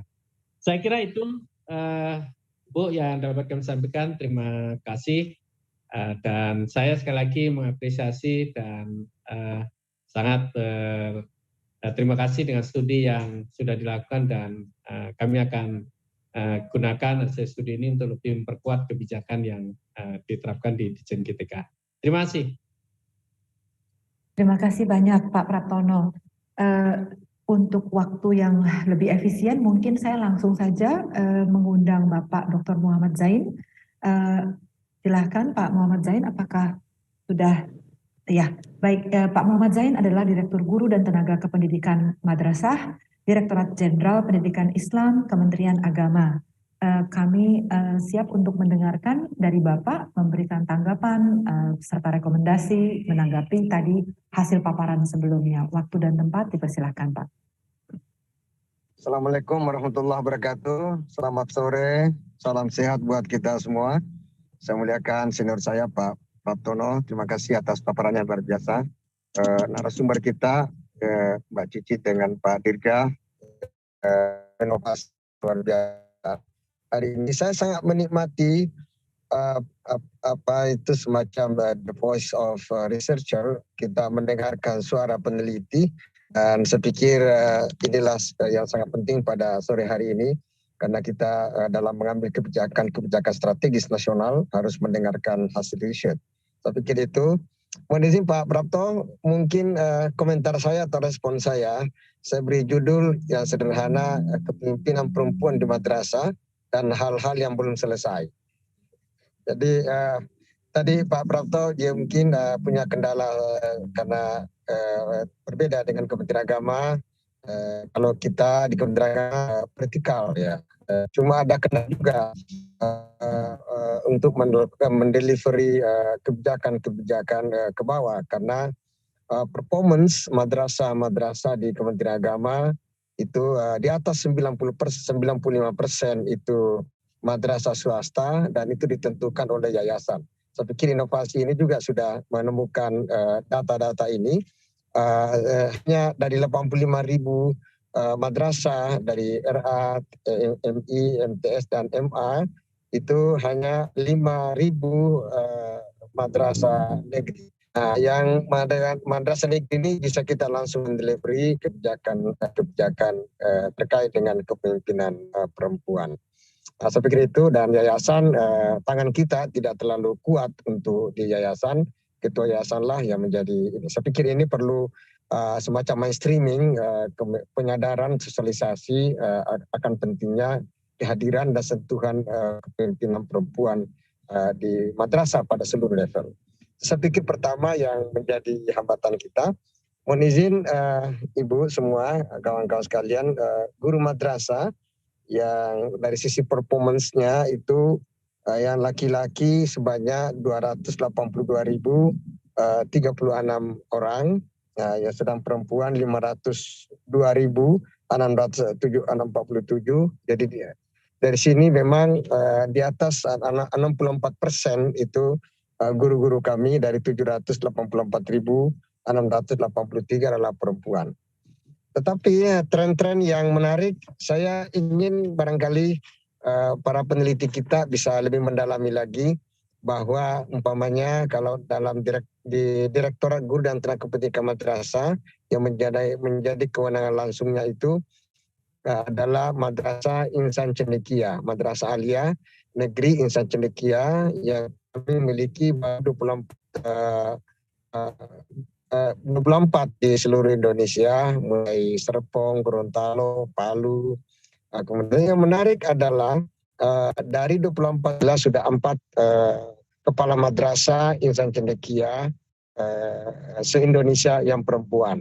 Dan memang alhamdulillah prestasinya sangat baik, dan itu seperti tadi Pak Prapto juga sampaikan, dan Pak Dirga dan Mbak Cici tadi bagus sekali. Dan memang umpamanya Palu, Insan Cendekia Palu, kemudian Insan Cendekia Gorontalo, Insan Cendekia Riau Siak, dan Insan Cendekia Jambi, itu semua perempuan kepala madrasahnya.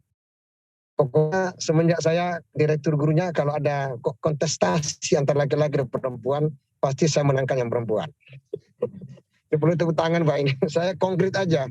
Karena memang kira-kira 30 tahun yang lalu kita membaca tesis dari John Nisbet ketika beliau menulis buku Megatrend Asia. Beliau sudah meramalkan bahwa 30 tahun ke depan itu eranya adalah era perempuan ketika teknologi IT semakin canggih. Yes, itu yang pertama yang saya sampaikan. Insya Allah secara kebijakan saya sama dengan Pak Prapto tadi. Yang kedua yang menarik adalah saya kira sama juga dengan Kemendikbud tadi yang disampaikan oleh Pak Prapto tadi. Ada yang menarik semuanya perlu kita dalami, yaitu terkait dengan kepala RA. Kepala RA itu sama dengan TK ada di Kemendikbud.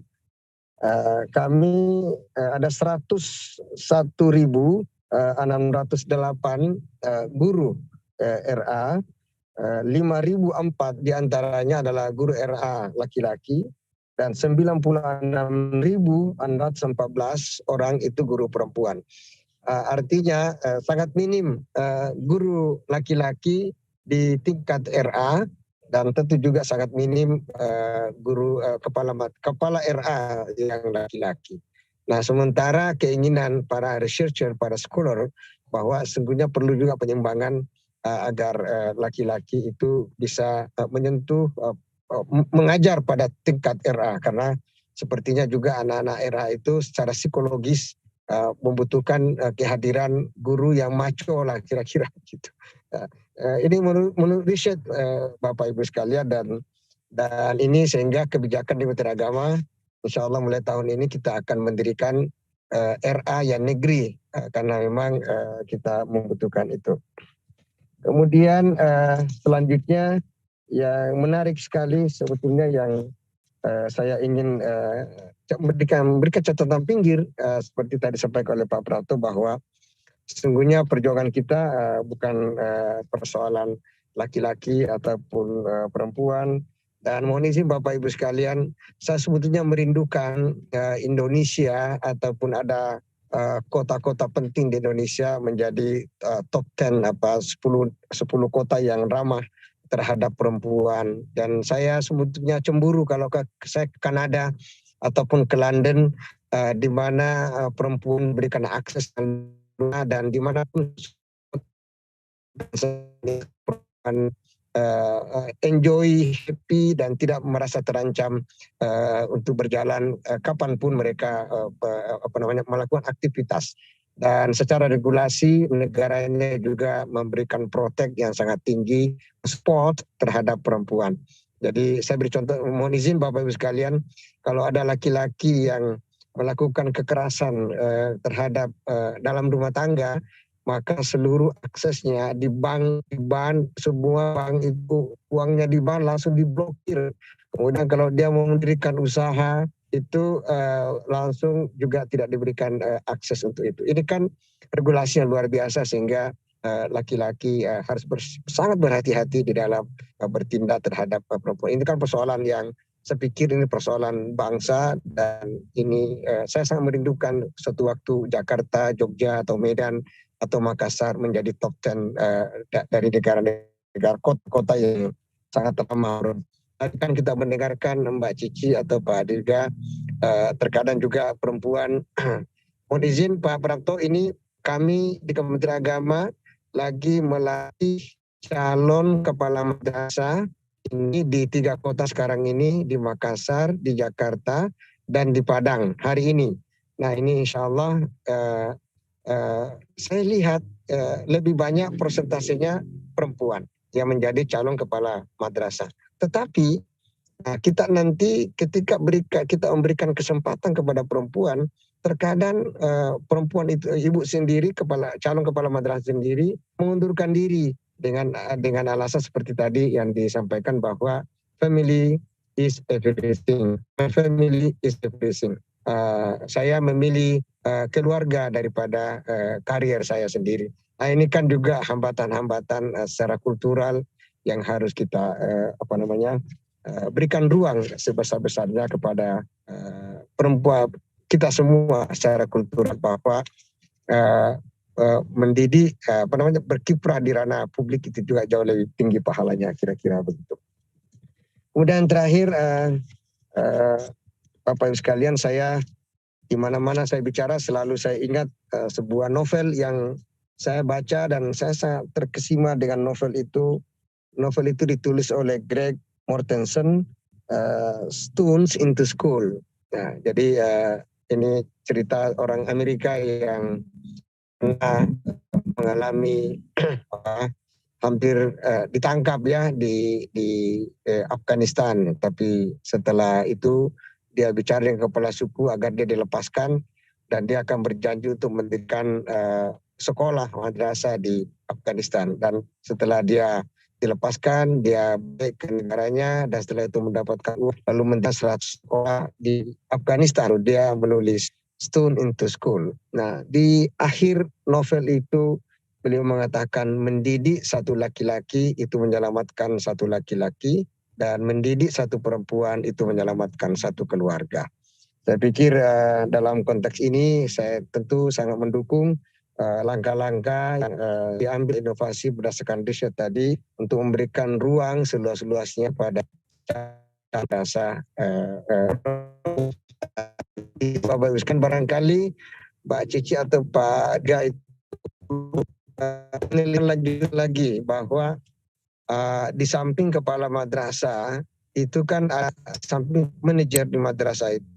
Di situ juga wakil-wakil kepala madrasah, biasanya wakil-wakil kepala madrasah itu ada banyak juga perempuan menjadi ini. Saya pikir itu representasi yang penting lihat di kepala madrasah, wakil-wakil kepala madrasah bidang akademik, siswa, juga keuangan, administrasi dan seterusnya. Di man'ie waka-wakanya juga perempuan. Kalau di school dan ada perempuan itu selalu ada pembina asrama putri dan itu diberikan kesempatan yang sama terhadap asrama laki-laki. Saya pikir itu secara teologis Ibu, Bapak Ibu sekalian itu sudah selesai di kita karena memang kalau sejarah ulama-ulama besar seperti Imam Malik yaitu Imam Mazhab itu didukung oleh seorang perempuan anaknya sendiri. Imam Syafi'i ulama besar. Kalau mazhab fikih di Indonesia itu pasti hampir semua Syafi'iyah dan itu juga karena gurunya perempuan. Ibnu Arabi bahkan pernah mengatakan bahwa perempuan itu adalah representasi kemahaindahan Tuhan yang paling sempurna di muka bumi. Secara teologis di Kementerian Agama sudah selesai dan mudah-mudahan ini bisa kami support hasil riset ini untuk langkah ke depannya. Waalaikumsalam. Assalamualaikum warahmatullahi wabarakatuh. Waalaikumsalam warahmatullahi wabarakatuh. Terima kasih banyak Pak Zain. Baik Ibu dan Bapak, kita sudah dengarkan paparan dan juga tanggapan serta rekomendasi dari unsur pemerintah. Sekarang kita bisa masuk dalam sesi tanya jawab. Sebetulnya sudah ada juga saya baca di kolom Q&A, sebagian itu juga sudah dijawab langsung oleh peneliti. Saya undang Ibu dan Bapak untuk menggunakan fitur raise hand untuk mengajukan pertanyaan. Tapi bolehkah juga saya mau mengundang Ibu Petra Wiyakti Bodrohidi, Education and Skill Development Specialist dari The World Bank. Ibu Petra, kami tahu Ibu juga punya hasil studi yang relevan untuk dibagikan. Waktu dan tempat kami berikan, silakan Ibu. Terima kasih Bu Ana atas kesempatannya. Selamat siang Bapak Ibu semua. Salam hormat juga untuk Pak Mark, Pak Praptono. Salam sehat Pak Zain dan semua rekan-rekan yang ada di sini, Mbak Feni dan Mbak Joan yang sudah mengundang. Saya ingin merespon bahwa sebetulnya studi kami di studi World Bank di tahun 2020 mengenai kesenjangan gender di daerah juga memunculkan hasil-hasil yang hampir serupa, di mana sebenarnya lebih banyak prosentase guru perempuan, namun hanya lebih sedikit persentase kepala sekolah perempuan yang menjabat. Namun mendengar kabar baik dari Pak Praptono, saya lihat bahwa guru penggerak ternyata keterwakilannya cukup besar dan juga lebih banyak yang diangkat. Saya rasa ini adalah kabar gembira. Dan sedikit melihatnya dari sistem atau konteks yang ada di daerah. Hasil studi ini menjelaskan bahwa sebenarnya masalah ini beda-beda di setiap daerah, khususnya dalam hal paritas gender atau aksesibilitas perempuan dan laki-laki di daerah itu sangat berbeda-beda, bahkan di dalam satu provinsi sekalipun. Misalnya salah satu contohnya yang saya ambil dari nyontek sedikit dari laporan yang ditulis oleh rekan kami, Mbak Ritia, kemudian Noah, kemudian juga ada Rachel Cooper. Di situ ditulis bahwa misalnya di Provinsi Jawa Timur itu ternyata Kabupaten Gresik itu paritas gendernya sudah baik, di mana perempuan itu lebih banyak proporsinya 1,2, sedangkan masih di provinsi yang sama ternyata Probolinggo itu baru 0,6. Jadi kayaknya ini masing-masing kabupaten kota juga harus melakukan pemetaan sendiri, di mana ini diharapkan bisa menumbuhkan equality atau kesetaraan yang lebih baik. Kemudian juga dalam hal masukan kami, salah satunya adalah untuk meningkatkan awareness. Saya ambil salah satu saja, yaitu meningkatkan modul-modul atau materi mengenai kepekaan gender di dalam pendidikan prajabatan bagi para guru serta pelatihan dalam jabatan. Dan ini juga sudah disentuh sebenarnya oleh Mbak Cici tadi ya. Dan saya rasa ini perlu diformalkan sehingga saya rasa inovasi juga melakukan semacam piloting kalau tidak salah dalam hal ini, dan ini perlu diintegrasikan di dalam modul-modul atau kurikulum guru prajabatan. Sehingga dalam hal ini bisa meningkatkan, jadi itu lebih sistemik lagi. Dan juga dalam melibatkan pengawas yang bisa memberikan masukan kebijakan di tingkat daerah. Serta juga, ya saya rasa mungkin, baik, saya rasa itu saja mungkin yang bisa di-share.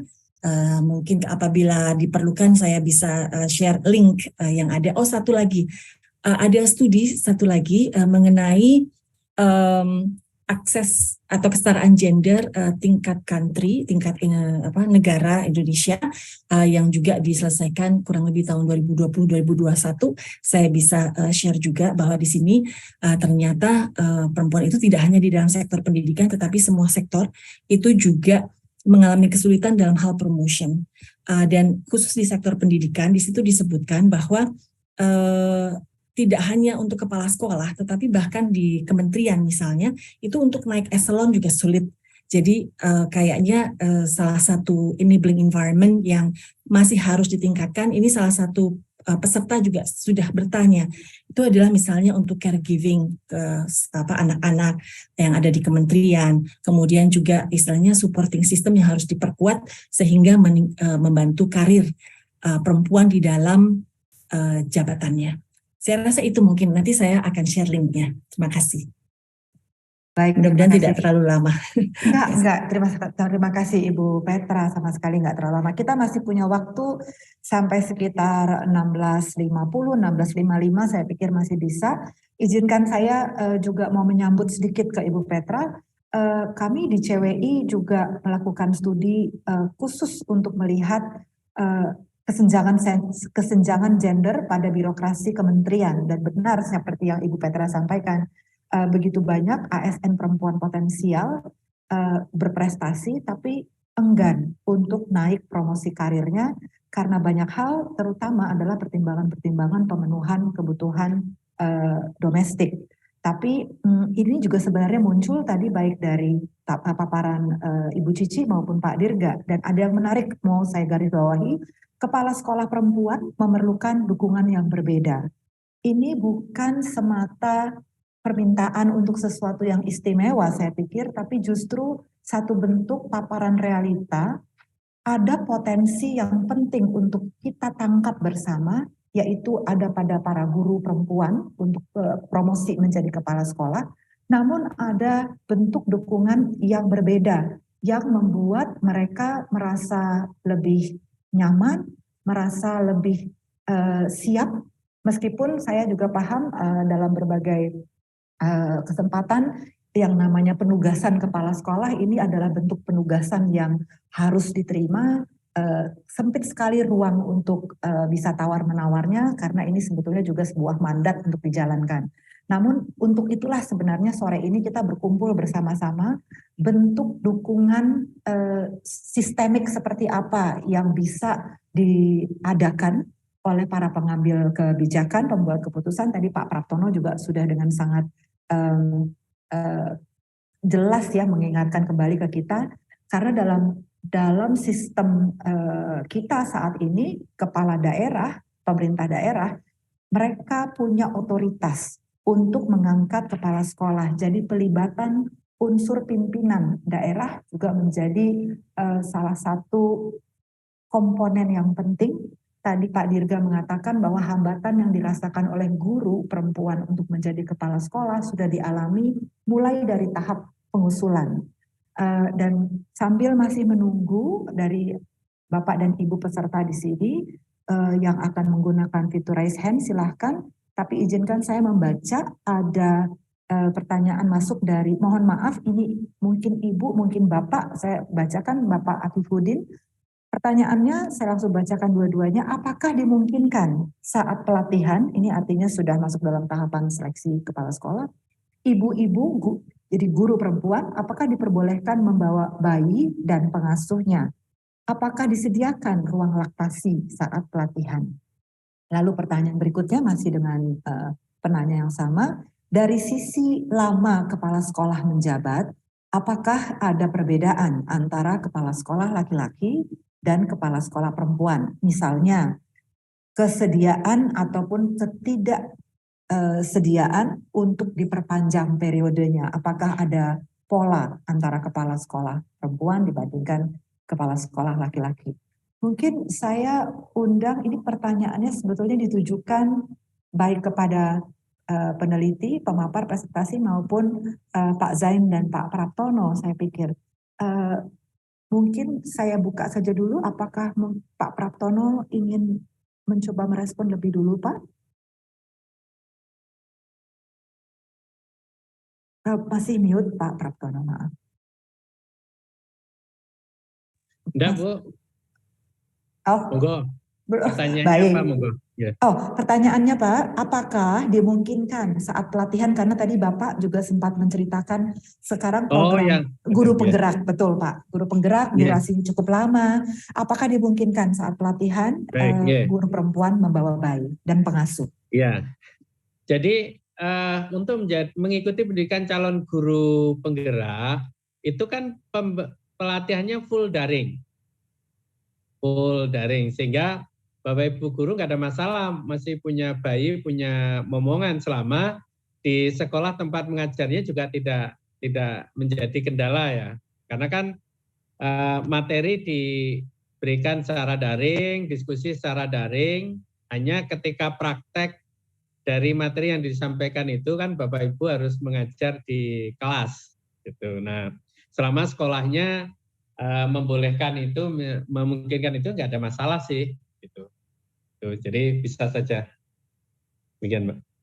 Baik, terima kasih. Boleh saya undang Pak Zain, masih bersama kita kah Pak Zain? Ya, masih Mbak. Iya. Bagaimana kalau ya, silahkan Pak untuk pengalaman seleksi kepala madrasah dan mungkin artinya konteksnya kepala madrasah negeri.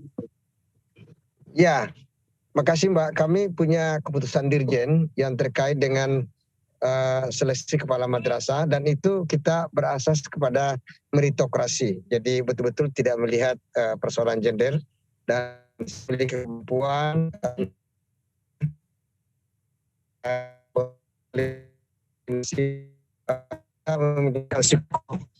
untuk menilai itu. Satu lagi tambahan itu mengenai gampang. Jadi untuk ini kita sama aja Mbak, dari 5.000 kepala madrasah itu, kalau khusus dalam kewenangan Direktorat GTK sama sekali betul-betul tidak, insya Allah Menteri selalu kewenangan perempuan. Dan hasilnya bagus. Saya pikir itu. Baik, Pak Zain, kalau boleh izinkan saya mengulang pertanyaannya, kalau di tempat pelatihannya sendiri apakah ada ruang laktasi yang disediakan mungkin bagi guru perempuan yang masih kalau itu kan kami kemudian Cakama itu hybrid, sekian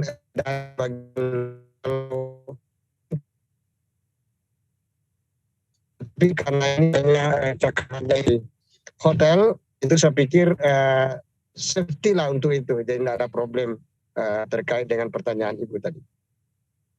Ada ruang-ruang untuk itu, ya tidak ada problem. Ada ruangnya ya Pak, meskipun tadi kalau saya tidak salah tangkap karena agak putus-putus, tergantung juga lokasi pelaksanaan pelatihannya, begitukah Pak? Ya, lokasi pelaksanaan pelatihan itu sangat anak sama ibu. Sangat Karena ramah. itu Baik. hotel tuh. Oh, pasti di hotel. Baik, baik Pak. Baik, terima kasih Pak Zain. Lalu ada pertanyaan berikutnya, dari sisi lama menjabat seorang kepala sekolah, apakah ada perbedaan antara kepala sekolah laki-laki dibandingkan kepala sekolah perempuan terkait bersedia atau tidak bersedianya diperpanjang periodenya? Sama Nggak aja, ada, Bu. sama 4 tahun. Nggak ada ya? Baik Pak Praptono dan Pak Zain menjawab nggak ada. Ya, nggak ada. Jadi di dalam regulasinya untuk pengangkatan itu 2 periode ya, 2 kali 4 tahun. Dan itu bisa diperpanjang. Bisa diperpanjang. Nah, bahkan kami menyederhanakan kalau di regulasi yang lama, untuk periode keempat itu ada uji kompetensi. Sekarang tidak perlu. Asal kinerjanya baik, daerah bisa memperpanjang sampai 4 kali. 4 periode.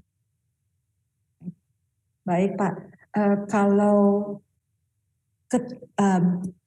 artinya peluangnya, regulasinya justru mempermudah untuk memperpanjang ya Pak. Tapi Ya. kalau saya memahami pertanyaan dari Pak Afifuddin di sini atau Ibu Afifuddin, pertanyaannya justru pernahkah ditemukan justru kepala sekolah perempuan mungkin itu cenderung kemudian tidak bersedia diperpanjang periode jabatannya? Oh ya, kalau tidak bersedia oke-oke saja sih, karena kan itu penugasan ya, jabatan ya, dan itu cenderungnya karir. Jadi kalau tidak bersedia diperpanjang itu cukup tinggal menyampaikan, melaporkan ke PPK ya, pejabat pembina kepegawaiannya.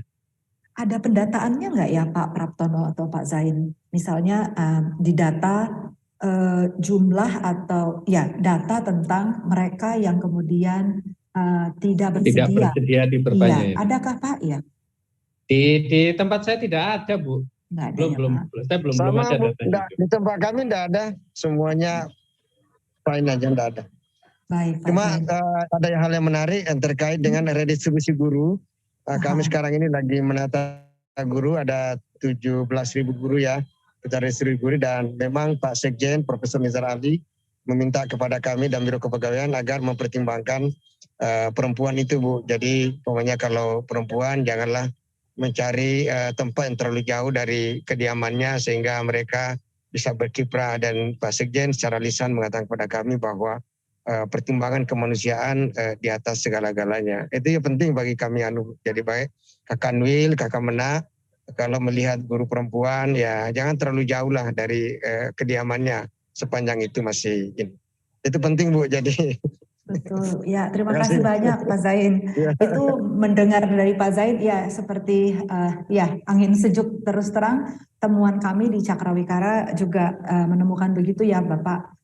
Begitu guru-guru perempuan yang sudah jadi kepala sekolah perempuan sangat kesulitan sebetulnya. Bukan mereka enggan, bukan mereka tidak mau keluar dari zona nyaman, tapi betul-betul ada hambatan mobilitas fisik. Belum tentu bisa naik motor atau takut mengendarai motor di jalanan yang sangat curam dan seterusnya. Baik, terima kasih banyak Pak Zain dan Pak Praptono. Saya sebentar mungkin melihat lagi, tapi ini sudah jam 3.53.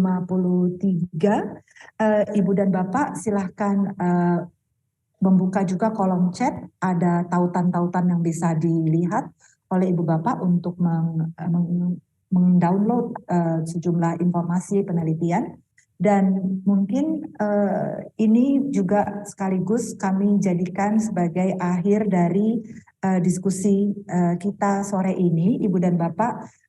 Pak Dirga Ardiansa, Ibu Cici Wanita, terima kasih banyak. Pak Praptono, Pak Zain, terima kasih banyak. Tapi tentu saja terima kasih kami tidak lupa kami sampaikan kepada FKP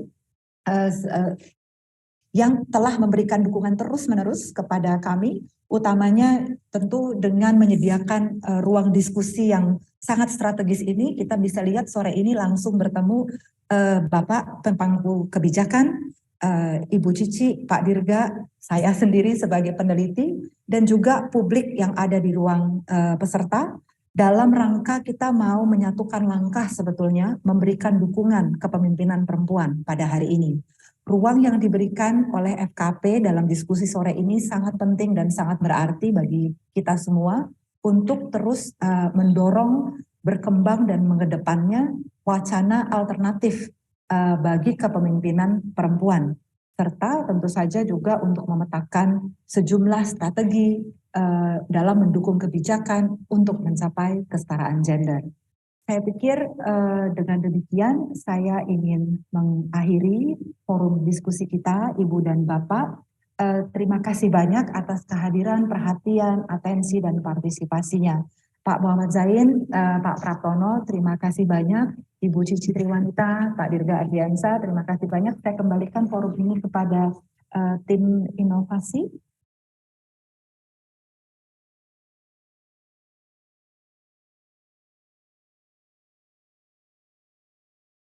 Baik, terima kasih banyak Ibu Ana. Mungkin apakah kita mau foto bersama dulu sebelum ditutup tempatnya? Mungkin Pak Praptono bisa menyalakan kamera kalau masih di ruangan. Ya, mungkin 3, 2, 1. Setara. Baik, terima kasih sekali lagi. Terima kasih. Selamat menikmati akhir pekan. Sebelum saya menutup ruangan Zoom, saya akan share acara-acara forum kajian pembangunan selanjutnya. Silakan Bapak dan Ibu bila tertarik untuk datang. Selalu terbuka untuk umum. Ibu Lydia, terima kasih banyak. Terima kasih. Terima kasih Bye banyak. everyone. Terima kasih sudah memberikan Terima kasih semua pandangan yang sharingnya. menarik. Ya.